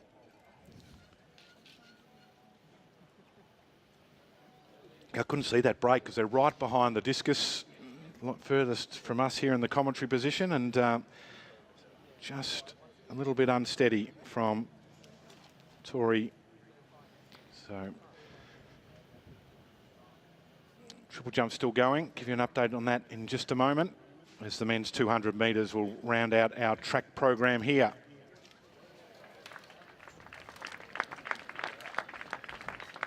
Yes, I'm looking forward to watching Aiden in this 200. Local athlete and the under 20 national record holder in this event. Well, he has been impressive. Of course, Caleb Law ran the 100 tonight, not running the 200 here, but his World Championships and bronze medal at the World Junior Championships were tremendous. He's the season's best, fastest time in Australia this domestic season, 20:45.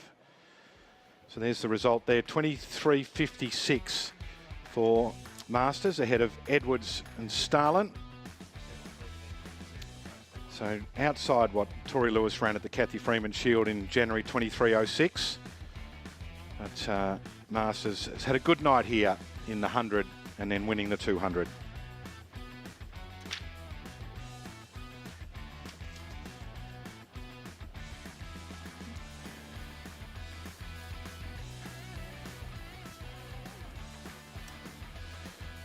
And Tori Lewis on that start list. I reckon Jared Keating might just take a little screenshot of that and send it to her every now and again, just a reminder. Back to the pole vault.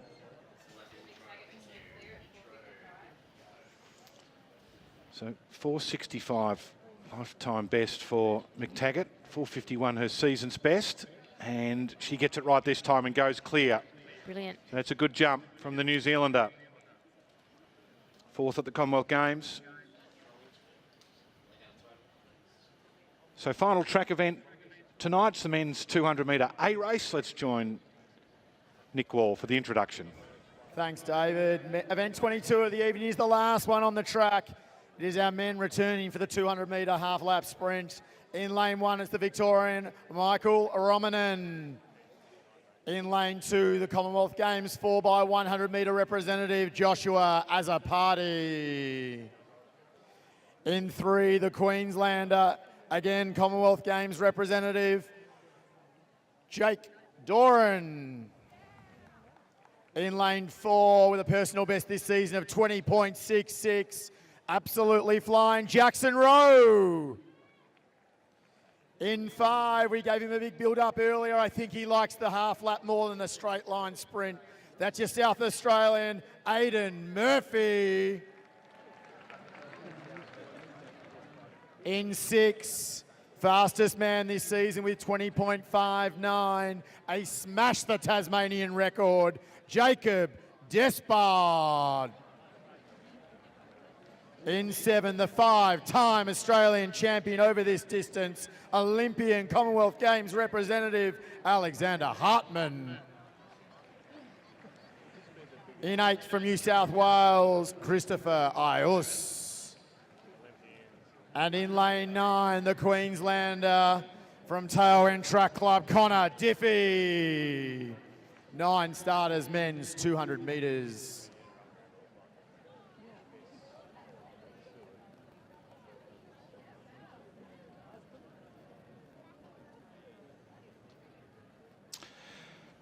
So again, good field here. Doran goes in 3. Hayden Murphy in 5. Despard in 6. Alex Hartman, great to see him back, the big Queenslander, in 7. Hayden Murphy, the national champion, beat Doran and Law, Sydney, the national titles in 2022. Just about set. Final track race of the night. Movement on the outside. Who was wobbling? No wobbling.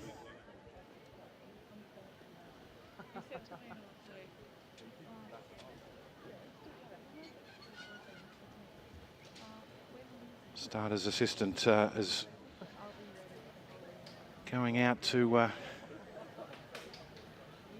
unsteady, or have we got a break? I think they're all right. Off they go again. Yep, looks like they're all there, so that's good news. Second attempt to get them underway here in the men's 200.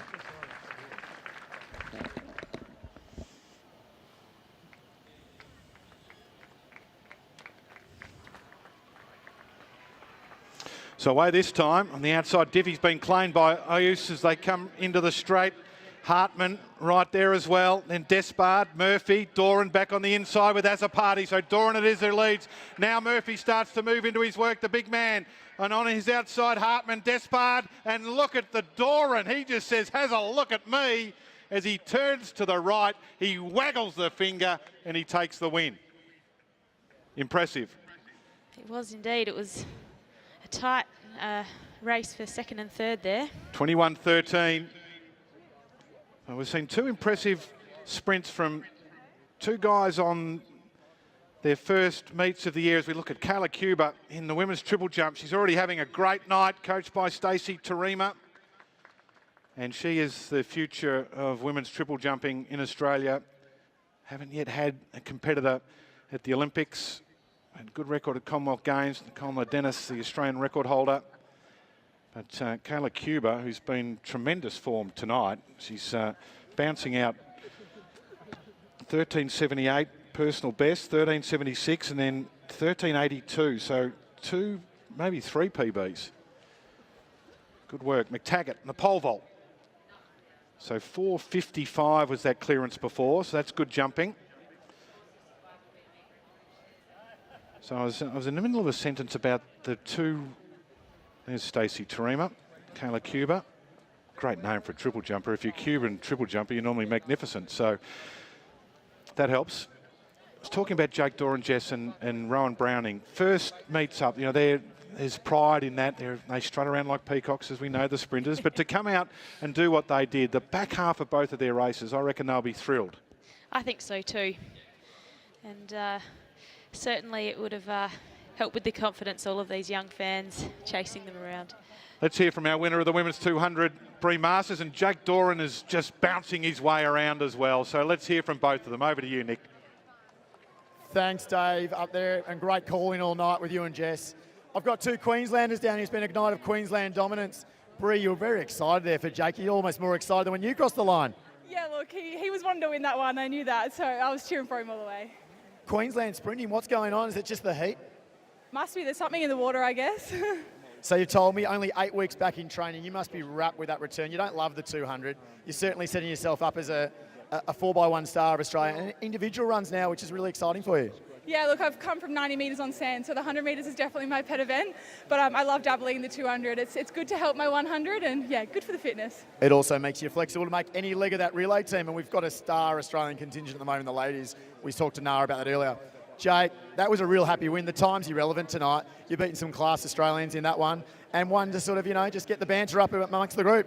Look, I'm always one for a bit of banter. I don't know if Bree heard me cheering for her as well before I started. But yeah, tonight was about placing. Conditions went, amazing, especially with winds and stuff. So I'm fresh back as well. It's been a bit of a climb for me. So I knew these guys are running fast, and I just wanted to compete and, solidify myself for Melbourne in 2 weeks' time. So I really hope both Bree and I will be at the Melbourne Maury Plant meet in both the 1 and the 200 metres. So. Perfect segue at the Maury Plant meet. What event will we both see you in? Well, hopefully the 1 and 2, but not sure yet. Bree and I like to be multi-talented in the sprints, so we want to do both. I mean, like she said, they breed him different in Queensland, and we love to back up. And finally, what's this crowd been like here in Adelaide tonight? It wasn't the perfect conditions, but they certainly got behind you, didn't they? Yeah, look, Adelaide crowd's always good. It was good last year and it was good this year, so it's always good to be here. This was the best crowd last year, better than Nationals, so for you guys to come out and support athletics, we really appreciate it, and let's keep that energy up for the rest of the season. Cheers. Thanks again. Our winners of the 200 metres, Jake Doran, Bree Masters of Queensland. Thanks, Nick. Good work from you tonight. Jake Doran, 21.11, the winning time ahead of Jacob Despard, 21.17, and Hayden Murphy, 21.26. Perfect timing as it comes up on the screen. The wind was minus 1.8. So, Jess, South Australian Athletic Centre hasn't quite been behaving tonight. I know the decision to stick with the front straight was a tough one because it was swirling, but that's quite a strong breeze and not a bad win from Jake Doran. Really good win, not a bad time. He seems very happy. Why wouldn't he be? Women's pole vault, the only event still to finish. Olivia McTaggart jumping 4.65. And it gives us a chance to thank our local sponsors, 5AA. Dez's minibus. Now, I wouldn't have got here tonight if it wasn't for Des, because Des drove me from the hotel to the track. So well done to Dez's minibus, and LK Law, who I may need at some point. And they are very good at dispute resolutions, and I seem to get in quite a few of them. So I'll keep that handy for future reference. Bruce is raising his eyebrows. Really looking forward to the World Cross Country next week. And then, of course, the Maury Plant meet in Melbourne, Thursday, 23rd of February. And then we head to Sydney, Brisbane, and the National Championships.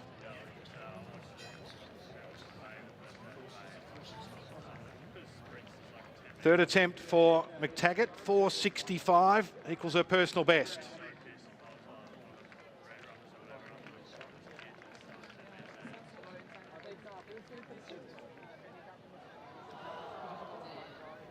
Oh, that's a close attempt from the New Zealander, who takes out this women's pole vault.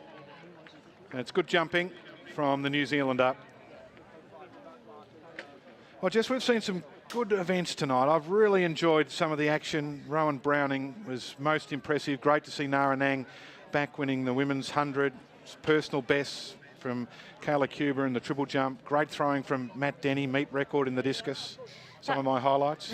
That's right. And I think we spoke about the wind, but tonight it was about the contest. And, it's early in the season, and just seeing some of the rivals out there, it was fantastic.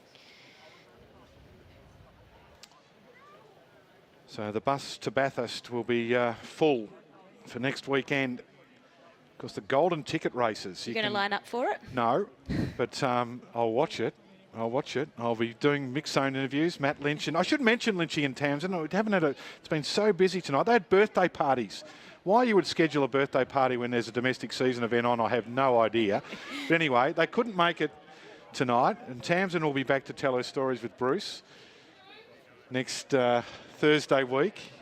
And Lynchy will be calling the action from the World Cross Country for World Athletics, and he'll be back as well for the rest of the season. I think we've got Nick Wall standing by downstairs with the big man, Matt Denny. I'm not sure if you're ready for that throw, Nick, or not, but anyway. We've got the absolute star down here. He's just promised he's going to help us out with social media at the Melbourne Track Classic when we see the Maury Plant meet. Because down in Melbourne, Matt, you're just telling us you're going to throw in Geelong the day before the Maury Plant meet.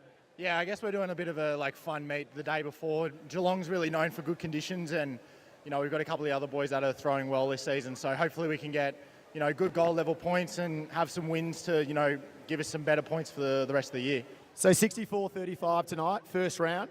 Not a bad opener. You got to be happy with that. Yeah, to be honest, like gone through a lot of changes over the last, especially the last 2 months. So it's been a bit of a turbulent time. So to come out with that, and actually had a really solid warm up that I think we might have been further. Just to know I'm in that kind of nick's really nice, considering I wasn't expecting it. So what does the season hold for you now, do you think? I mean, you're chasing, obviously, points like everyone is now. Very different system now to qualify for World Championships. Where does the tour take you after Melbourne? Yeah, well, the good thing for me that I've already got my auto qualifier from last year from Worlds and from Com Games, so it's nice to be in that comfortable position. But for me, it's more about we'll have a real good go at Melbourne, and then from there we'll kind of reassess and focus towards a couple of the Diamond Leagues, obviously Brisbane and Nationals, but really put focus onto the back end of the year for Worlds and trying to attack that 70-metre line. Now, Dave was trying to sound very technical up there earlier. He was talking about momentum, velocity, and mass. What's the trick for you to get that 70-metre throw in the future? I'm surprised hasn't got steam coming over his ears thinking that hard.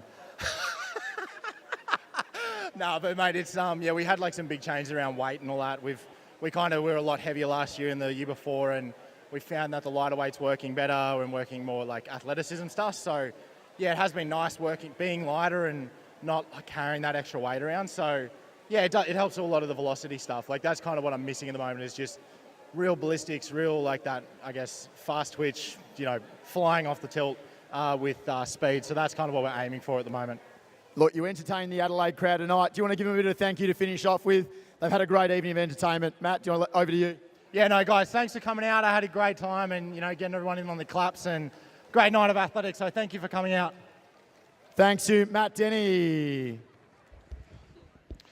Thanks, Nick. Well done to you tonight. Those introductions of the track events for the crowd and also for us, wherever you might be watching, and to all of the athletes who gave up their time. And there's confirmation of that discus result. Matt Denny, meet record 64.39, just short of his best as a season opener.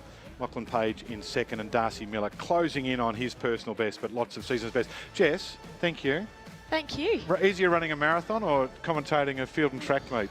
I think sometimes I think I'd prepared more for a marathon. I've run one marathon and I never want to do one again. But anyway, it was great to have you along, and best wishes for what's next. Hey, I hope you've enjoyed the coverage wherever you might be watching. We've certainly enjoyed bringing it to you here from Adelaide. Plenty more to come on the Chemist Warehouse Domestic Summer Series. Until then, it's David Colbert saying see you next time.